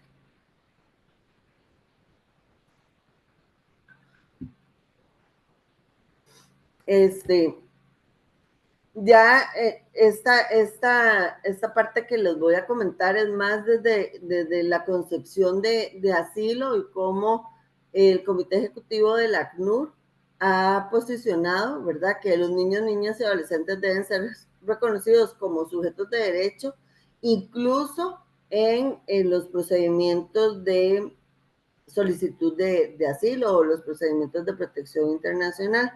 Esto refuerza un poco todo lo que esta observación general menciona y destaca en materia de protección internacional, y es a través de la conclusión número 107 del Comité Ejecutivo del ACNUR, ¿verdad?, el cual nos dice que niñas, niños y adolescentes pueden tener necesidades de protección internacional y por ende deben de gozar del derecho de solicitar la protección internacional de manera independiente ante cualquier Estado. Tienen derecho a ser reconocidos como solicitantes principales y ser incluidos de manera activa en todos los procedimientos de protección internacional, en los cuales, por supuesto, que su interés superior debe ser considerado de manera primordial. Para esto, bueno, sí hay algunas recomendaciones que la ACNUR ha venido realizando en cuanto a cómo aplicar la evaluación y determinación del interés superior en los procedimientos de protección internacional, y quería pues explicárselos de una manera muy sencilla, ¿verdad? Cuando estamos hablando de un niño, niña o adolescente en un contexto de desplazamiento forzado, donde existe una presunción de que este niño, niña o adolescente podría estar en riesgo porque ha sufrido o podría sufrir de persecución y por ende podría beneficiarse del estatuto de la persona refugiada, es importante hacer una evaluación del interés superior, como les decía, incluso en gestiones de reunificación familiar o de retorno, ¿verdad?, que debe cumplir con al menos estos 3 pasos, ¿verdad? Se debe hacer una revisión y análisis del contexto y las circunstancias específicas del niño en su país de origen, ¿verdad? Dentro de este análisis se debe revisar la existencia o no de servicios de protección de la niñez que podrían garantizar una estancia segura y protegida en país de origen, y siempre se recomienda que se realice esta evaluación del interés superior en estas 4 situaciones específicas. Cuando la niña o adolescente no cuenta con el cuidado de sus progenitores o el representante legal, ¿verdad?, en el país de tránsito o en el país de acogida, cuando identificamos situaciones de niños, niñas o adolescentes separados o no acompañados, así como cuando estando acompañados de una persona adulta a cargo de su cuidado, se identifica que esta persona, este niño, niña o adolescente se encuentra en una situación de riesgo, ¿verdad? Por ejemplo, cuando estamos de frente a niños, niñas y adolescentes en situaciones de trata, en situaciones de violencia de género, ¿verdad?, de explotación económica, entre otras. Y por supuesto, cuando hay disputas de custodia, ¿verdad?, que eso es algo que también hemos identificado. Grupos familiares, por ejemplo, donde el niño se traslada con su madre y solicita asilo en un país y posteriormente el padre reclama la custodia de este niño, ¿verdad? Entonces, ahí necesariamente deberíamos realizar una diligencia de determinación del interés superior del niño de previo a que se realice cualquier otra acción, ya sea administrativa o judicial, ya sea en aras de otorgar el asilo o en aras de otorgar la custodia compartida o la custodia al progenitor que se está oponiendo. Finalmente, en los procedimientos de asilo es importante que podamos facilitar el desarrollo de procedimientos amigables a la niñez y la adolescencia. ¿Qué quiere decir eso? Bueno, que el niño, la niña o el adolescente comprende el procedimiento, comprende cuáles son las opciones en el proceso de toma de decisiones, acceden fácilmente a servicios de asistencia y protección y son referidos desde la instancia encargada del proceso de protección internacional, refiere inmediatamente a servicios adecuados para atender sus necesidades. Por supuesto, son tratados con respeto y dignidad, tratados como sujetos activos del procedimiento. Tienen la posibilidad de presentar solicitudes de refugio de manera individual y directa, y las decisiones sobre estos procedimientos, ¿verdad?, se basan en la comprensión de sus circunstancias y sus necesidades individuales. También es importante que a la hora de brindarles informaciones sobre el procedimiento, los niños, niñas y adolescentes entiendan tanto el alcance del procedimiento, los resultados que se pueden obtener y las medidas recursivas a las que podrían acudir de frente a la posible resolución del procedimiento. Y bueno, finalmente en todo nuestro trabajo, y yo sé que en el trabajo que ustedes desarrollan también, ¿verdad?, tenemos la certeza de que niñas, niños y adolescentes en contextos de desplazamiento forzoso tienen una gran capacidad de recuperación, encuentran maneras sorprendentes de hacer frente a la adversidad y de avanzar. Y bueno, debemos continuar trabajando para empoderarles, para que sean sujetos activos en en el ejercicio de sus derechos y en la construcción de su vida. Y eso es parte por lo que todos y todas quienes estamos acá trabajamos constantemente. Entonces, bueno, ha sido un gusto compartir con ustedes este espacio y quedo atenta en caso que quisieran ampliar algún punto. Muchas gracias.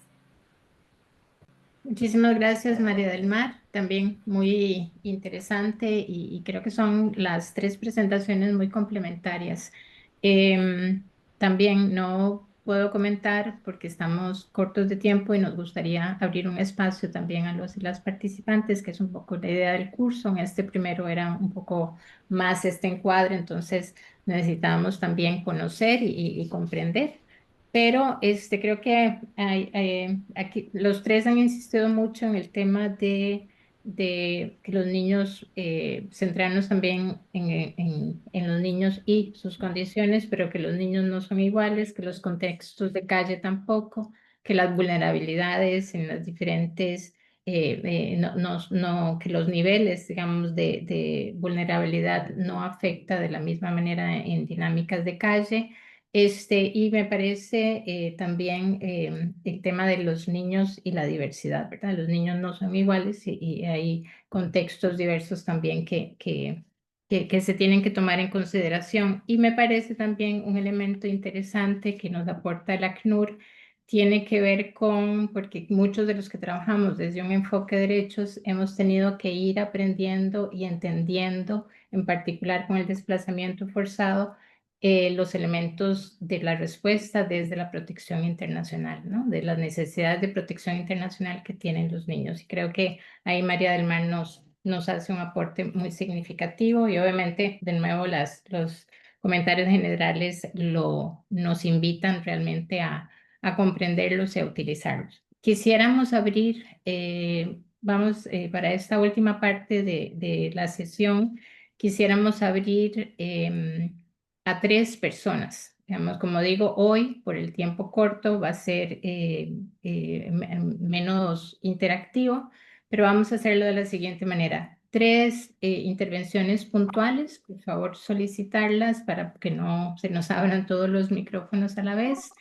Luego ya tenemos, cada uno de los expositores tiene sus preguntas o comentarios que recibieron. Les vamos, posteriormente a esas intervenciones, vamos a darles la palabra a cada uno de ellos para que pueda tomar en cuenta la intervención que se hizo y luego responder a las preguntas y solicitarles de paso que al final puedan hacernos un cierre con un planteamiento de ruta de salida, digamos, por dónde encaminarnos realmente para poder garantizar los derechos de los niños, niñas y adolescentes en situación de calle y en estos contextos que hemos abordado. Abrimos el espacio. 3 intervenciones puntuales, por favor, porque tenemos poco tiempo. Tienen que solicitar la palabra. ¿Quién está? ¿Alguien? No sé si se levanta la mano, por favor.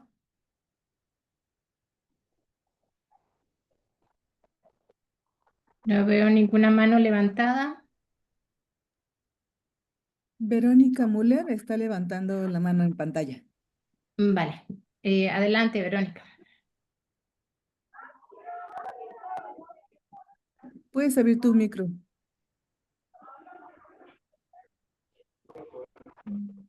No, no te escuchamos, Vero. Ah, a ver, intento.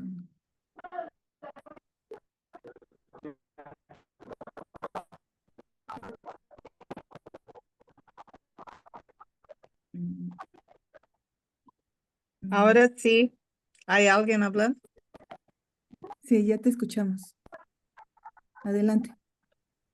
Sí, yo quería primero elogiar la iniciativa y también la participación de todos los ponentes, mucho conocimiento, mucha armonía entre todo lo que se ha dicho. Muchísimas gracias.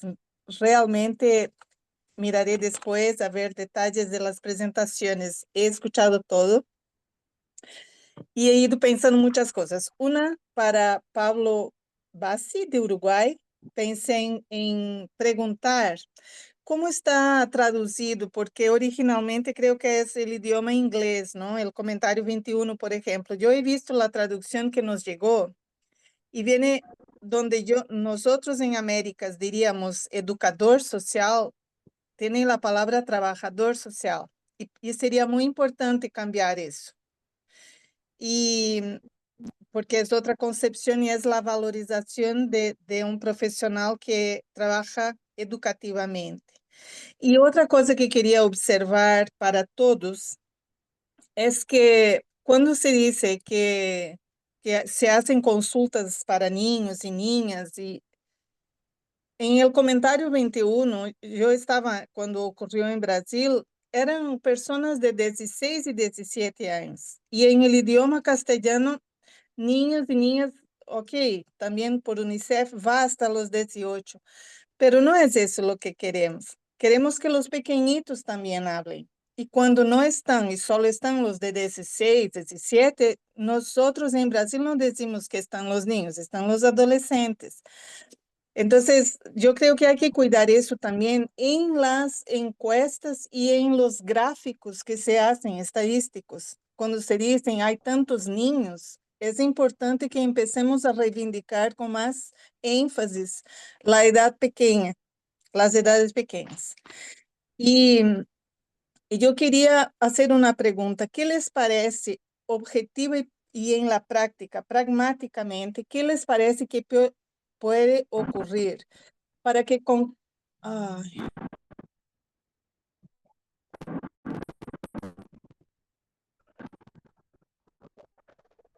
Verónica, se le fue la señal. Bueno, vamos a darle mientras, tal vez ella pueda reconectarse. ¿Hay alguna otra mano levantada?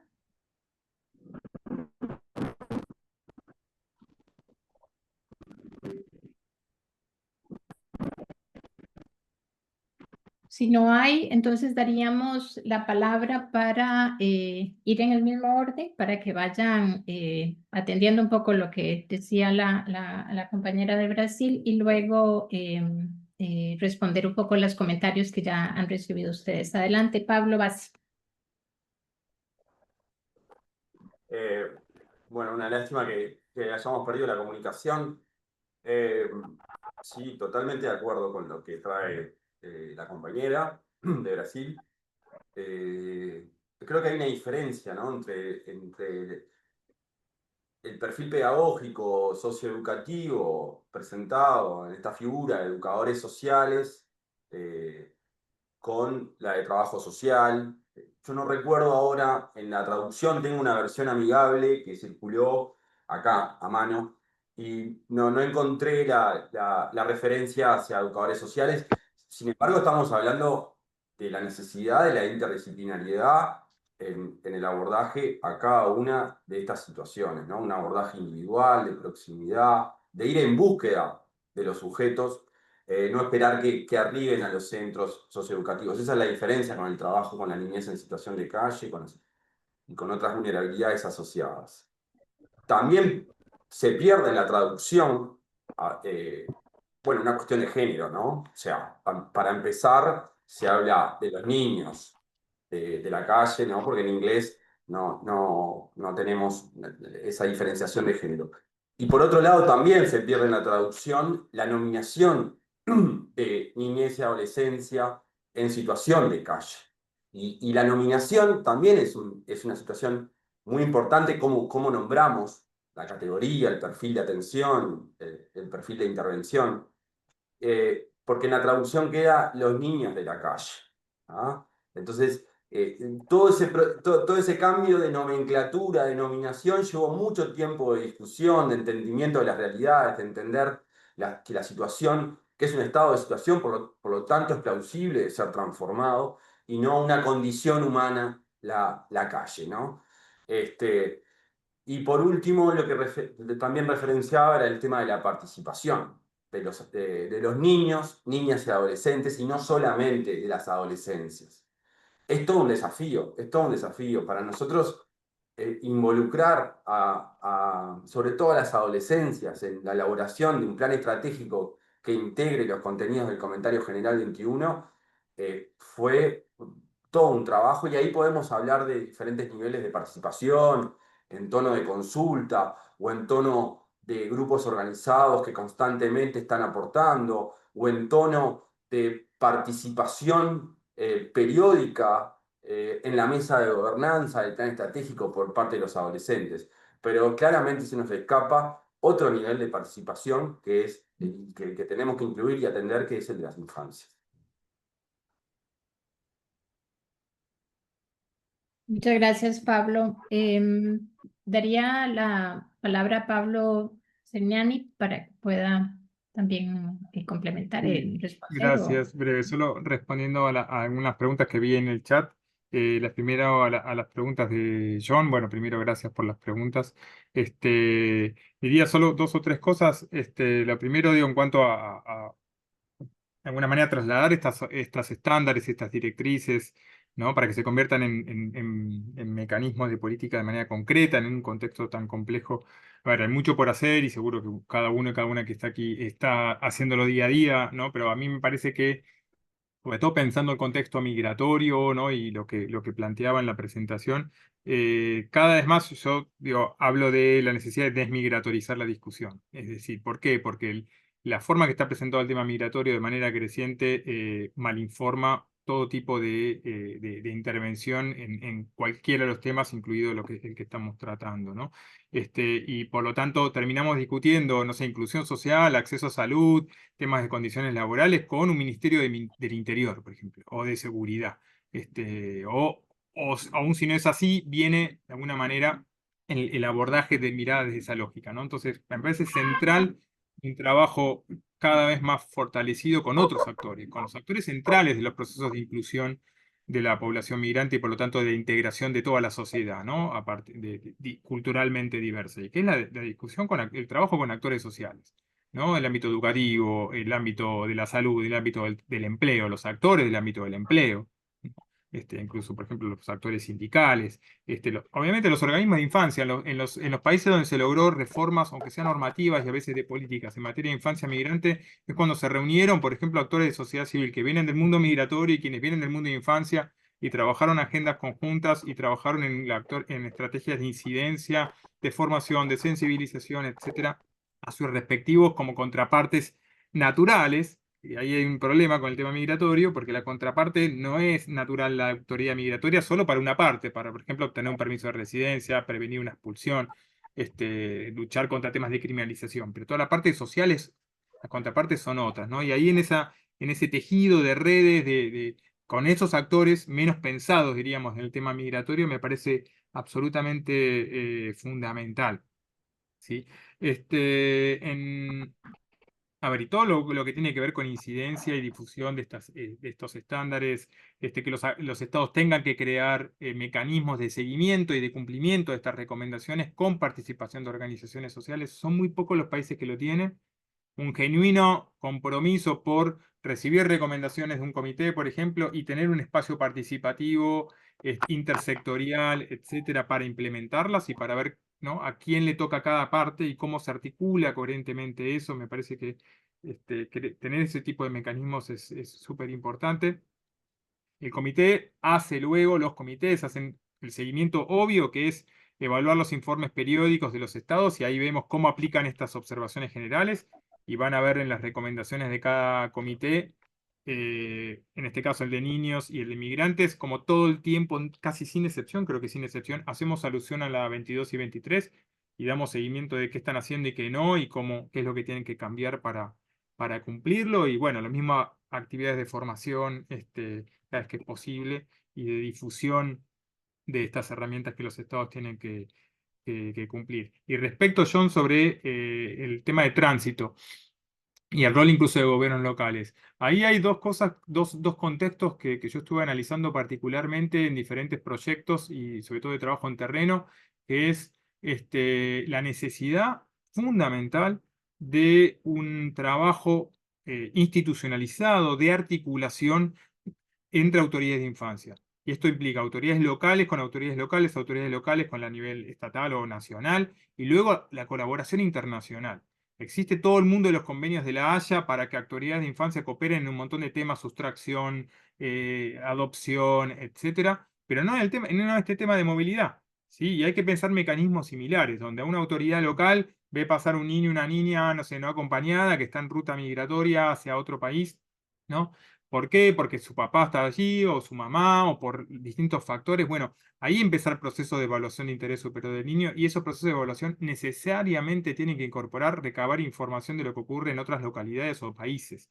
Y eso debería ir por diálogo entre autoridades de infancia, no diálogo entre autoridades migratorias, porque el prisma no sería el adecuado, ¿no? Entonces, a partir de ahí, ver cómo cooperar, ver cómo la solución duradera como resultado de evaluación de interés superior del niño podría, primero, es tomada por autoridades de infancia, que obligatoriamente debería ser cumplidas por autoridades migratorias, relaciones exteriores, quienes tengan que intervenir, y a partir de ahí generar protección en tránsito y soluciones en tránsito, ¿no? Para de alguna manera no continuar esa ruta peligrosa y todos esos retos que vienen del control migratorio, de las fuerzas de seguridad, de actores del crimen organizado, etcétera, etcétera, ¿no? Entonces, ahí hay como algunas iniciativas que se pensaron, por ejemplo, para el contexto de niños venezolanos migrando a través de toda la región, y por ejemplo, niñez de países africanos que llega a Canarias, y que a lo mejor su destino final es ir donde está su familia en Francia, o en Suecia, o en Alemania, o en otra parte de España. Ahí, como se sabe, lamentablemente la discusión sobre competencias en España, y el no abordaje, el no compromiso de la Unión Europea de un abordaje regional de autoridades de infancia, sí de autoridades de seguridad y migración, eh, a- co- complotan esta solución, pero me parece que ahí los organismos locales de infancia deberían o podrían empezar un trabajo. Hay algunos microproyectos, pero esto se tiene que convertir en política pública, tanto nacional como regional.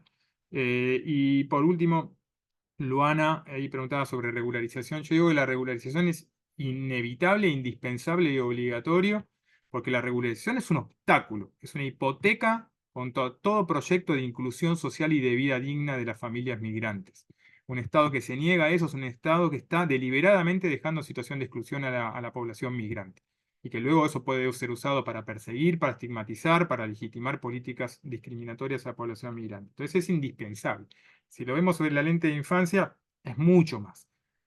Ahora, digo que no es suficiente, ¿por qué? Porque luego hay que, digo, con la regularización migratoria, bueno, por lo menos se habilita, ¿no?, a trabajar, se facilita mayor visibilidad, sortear ciertos obstáculos de ejercicio de derechos, pero luego hay que eliminar otras prácticas discriminatorias, otras normativas discriminatorias, el propio prejuicio y el racismo en la institucionalidad, la necesidad de unas políticas de integración intercultural, que refleje la diversidad cultural de una comunidad en todas las políticas, digo, en todos los ámbitos, y luego la propia eficacia de las políticas, ¿no? Porque, por ejemplo, en el contexto latinoamericano podemos promover la regularización y garantizar normativamente la igualdad de derechos, pero luego tenemos los problemas estructurales que tenemos. donde las políticas de infancia tienen miles de problemas, las políticas educativas, de salud, laboral, ya no de migrantes, digo en general, ¿no? Estructural para buena parte de nuestra población. Entonces la regularización haría soltear uno o varios obstáculos, pero después están todos los demás que tienen que ver con las condiciones de vida y el acceso efectivo a derechos de la propia población. Gracias. Muchísimas gracias, Pablo. Pasamos a María del Mar. Gracias, Virginia, y muchas gracias por las preguntas que me comparten. Yo creo que cuando hablamos de dificultades, ¿verdad? Realmente, pues probablemente van a variar en los diferentes contextos en los que nos estemos moviendo, ¿verdad? Pero creo que tendríamos que observar más allá del acceso, por ejemplo, a los procedimientos de asilo o de protección internacional, hablando también de apatridia, ¿verdad? Más allá del acceso, que claro, queremos que sea un acceso garantizado, que sea un procedimiento eficiente, ¿verdad? Empezando porque se les garantiza el acceso al territorio a niños, niñas y adolescentes con necesidad de protección internacional y a sus grupos familiares, si es que vienen acompañados de ellos, ¿verdad? Debemos mirar también al tema de inclusión efectiva en los países de acogida y en las comunidades, ¿verdad? Porque está muy bien que puedan acceder a los procedimientos, pero debemos ver cuáles son las dificultades reales que tienen estos niños, niñas y adolescentes para insertarse de manera positiva en los diferentes ámbitos de la vida, ¿verdad? A nivel del acceso a servicios, el acceso efectivo a derechos, el goce efectivo a derechos a nivel de las instituciones, pero también cómo integramos a estos chicos en las comunidades, ¿verdad? En terreno, cómo los insertamos de manera positiva, por ejemplo, en el sistema educativo, ¿verdad? Que sea una inserción efectiva, mirando el tema de interculturalidad también, ¿verdad? Entonces es importante trabajar con múltiples actores, ¿verdad? Y trabajar con instituciones, trabajar con comunidades, con grupos organizados, y en este proceso de integración, nosotros realmente creemos mucho en empoderar a chicos y chicas para que puedan ser, pues, no solo sujetos de política, sino que sean actores protagónicos, ¿verdad? Que puedan dar sus puntos de vista, que puedan incidir de manera positiva en sus comunidades y también en el ámbito institucional. Bueno, con DNI tenemos una experiencia muy enriquecedora, que es a través de una red de personas jóvenes refugiadas, que incluye adolescentes, por supuesto, ¿verdad? Y que además se han logrado empoderar a través del arte. Entonces son diferentes mecanismos que habrá que revisarlos según los diferentes contextos en los que estemos trabajando. Bueno, la segunda pregunta creo que en realidad ya la contestó el otro colega que me habían pasado. Entonces, por temas de tiempo me la voy a saltar. Hay otra que es cómo trabajar en armonía desde la protección de los derechos de niñas, niños y adolescentes y desde el enfoque de protección internacional. Realmente yo creo que eso es fundamental que las instancias rectoras en materia de protección de niñez estén muy empapadas y muy al tanto de los procedimientos de protección internacional, ¿verdad? Hablemos de asilo y apatridia, para que puedan desarrollarse, si bien son procesos que deben de ser independientes, ¿verdad? Pero tiene que haber una cierta armonía entre los dos, porque si desde la instancia rectora o la instancia encargada del tema de protección de niñez se identifica que este niño tiene necesidades de protección internacional, entonces debe tomar en cuenta una serie de medidas de cuidado y de protección de este chico, ¿verdad? Que no lo expongan a un riesgo. Era un poco lo que les hablaba de las medidas de retorno, de reunificación familiar, ¿verdad? Sí, porque si el niño está en riesgo y lo vamos a poner en riesgo retornando a su país de origen, no podemos hacerlo. Y más bien, esta instancia rectora de protección de niñez que identificó un niño no acompañado, por ejemplo, pero a la hora de hacer la gestión del caso, identifica que hay una necesidad de protección internacional, que hay un posible riesgo por retorno al país, porque el niño podría ser sujeto de persecución, ¿verdad? O ya ha sido sujeto de persecución. Entonces, esta instancia rectora de niñez debería facilitar el acceso del niño al procedimiento de asilo, ¿verdad? Y garantizar que no se contacta país de origen y una serie de acciones adicionales. Entonces, sí, es fundamental el fortalecimiento de capacidades de las instancias rectoras en niñez. Y bueno, creo que la última pregunta ya un poquito la contesté antes, que es qué hacer, qué espacio reivindicar en la vida cotidiana para que los niños sean escuchados. Creo que ahí está el tema comunitario que les comentaba y también creo muy importante los espacios a nivel educativo, ¿verdad? Cómo lograr que esos niños, niñas y adolescentes se inserten de manera positiva en el sistema educativo, ¿verdad? Y puedan ser protagonistas también, y no solo que sí, les dimos la matrícula, pero realmente pueden acceder y a los diferentes programas que existen en esta educación, pueden aprovecharlos bien porque están adaptados también, tienen mecanismos flexibles según, ¿verdad? Las diferentes condiciones y además el impacto que ha tenido el desplazamiento forzado en su vida. Y yo sí le apuesto mucho al tema también de fomentar espacios de participación, porque además esto les permite, y creo que es algo que hemos encontrado muy rico en la experiencia que hemos tenido de la ACNUR con DNI acá en Costa Rica, que es generar espacios entre pares, ¿verdad? Porque a veces el mismo tema de estar en una situación de desplazamiento forzado, ¿verdad? Acarrea muchas situaciones emocionales, de duelos, de pérdidas, ¿verdad? Y encontrarme con otros chicos y chicas que están en la misma situación, ¿verdad? Esto también aliviana un poco la carga y les ayuda a empoderarse de manera conjunta. Entonces creo que también esas estrategias son muy positivas. Gracias. Muchas gracias, María del Mar. Vamos a pedirles a todos solo 5 minutitos y a los expositores de la expositora 1 minuto cada uno para que puedan hacer un cierre, pero sobre todo alguna recomendación, tomando en cuenta que esto es un espacio de formación, un curso donde queremos que todos y todas los que estamos participando también tengamos elementos, herramientas, no sé, algo que quieran recomendar o alguna reflexión de cierre que puedan hacer. Le doy la palabra a Pablo Bassi. Bueno, muchas gracias.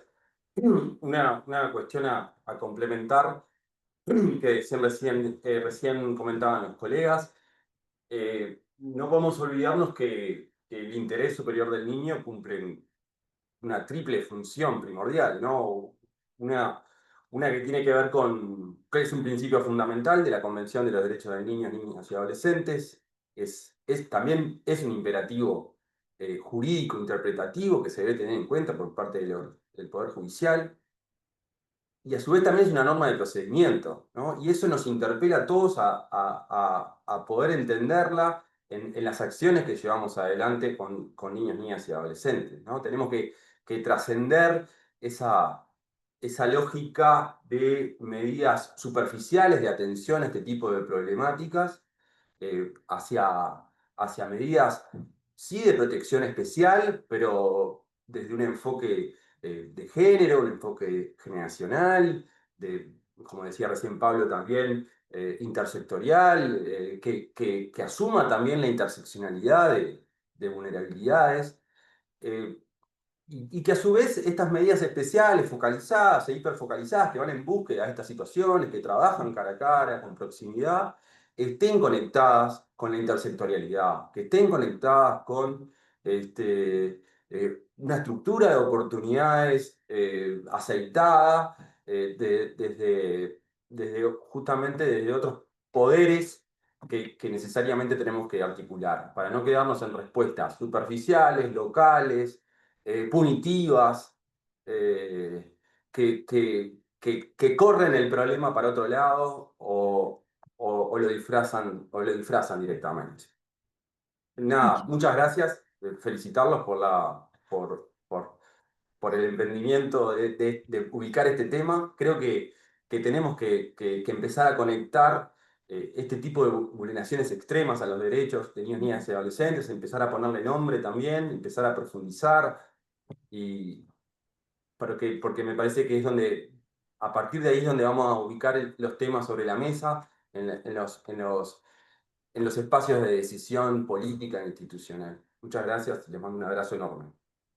Muchas gracias, Pablo. Pablo Seriani. Sí, gracias, muy breve. No, a ver, tal vez un mensaje clave es la importancia medular de trabajo en redes, ¿no? La articulación entre todos los actores posibles. Y esto no solamente porque nadie de nosotros o nosotras tiene la solución a realidades tan complejas, y no solo porque, como se dice, la unión hace la fuerza y ese tipo de cosas, sino porque justamente esa articulación entre distintos actores, miradas, es la que nos permite encontrar las herramientas adecuadas, es la que nos permite acercar a los distintos ámbitos de decisión y de implementación de políticas, trascender un problema fundamental en prácticamente todos nuestros estados, que es el trabajo en compartimentos estancos y donde las temáticas no se vinculan entre sí, entonces los actores institucionales no se vinculan entre sí, y a veces y mismos actores de sociedad civil no nos vinculamos entre sí, o los mismos organismos de Naciones Unidas tampoco lo hacemos. Entonces digo, el diálogo entre distintos actores es absolutamente imprescindible a todo nivel, ¿no? Y creo que es por ahí donde se puede lograr, incluso de manera implícita, sensibilización, difusión de información y luego lograr los consensos necesarios para la transformación. Gracias. Muchas gracias, Pablo. María del Mar. Gracias, Virginia. Sí, de nuestro lado también, ¿verdad? Reforzar mucho la importancia de trabajar de manera institucional e intersectorial, ¿verdad? Y también a nivel comunitario creemos que es fundamental realmente que no solo que las personas refugiadas o solicitantes de asilo y los niños, niñas y adolescentes puedan insertarse en las comunidades, sino ser protagonistas de las cosas que pasan en su comunidad y que puedan también aportar desde las diferencias culturales que tienen, ¿verdad? El trabajo en redes y también el trabajo que busca empoderar a chicos y chicas, creemos que es fundamental. A nivel formativo, sí quisiera compartirles que desde la ACNUR nosotros contamos con bastantes materiales accesibles para todos y todas, particularmente en el tema de evaluación y determinación del interés superior. Entonces, invitarles, si gustan revisar nuestras plataformas web, ¿verdad? Ahí pueden encontrar, de hecho hay un manual bastante completo sobre el interés superior actualizado y es específico para contexto de niños, niñas y adolescentes en desplazamiento forzado. Entonces, ahí está. Y de todas maneras, si no lo encuentran, ahí me pueden contactar a través de Virginia para facilitarles el material. Y nuevamente, pues agradecerles mucho la atención y la invitación a este importante espacio. Un buen día. Muchas gracias, María del Mar. Bueno, ya casi los dejo ir a comer, almorzar o cenar. Y quería realmente agradecerles tanto a los expositores y a la expositora y a los y las participantes por por estar hoy. Un fuerte aplauso a quienes hoy nos compartieron sus reflexiones, su conocimiento, su experiencia. A Pablo Bassi, a Pablo Seriani y a María del Mar González, que creo que ha enriquecido montones hoy este primer espacio de formación.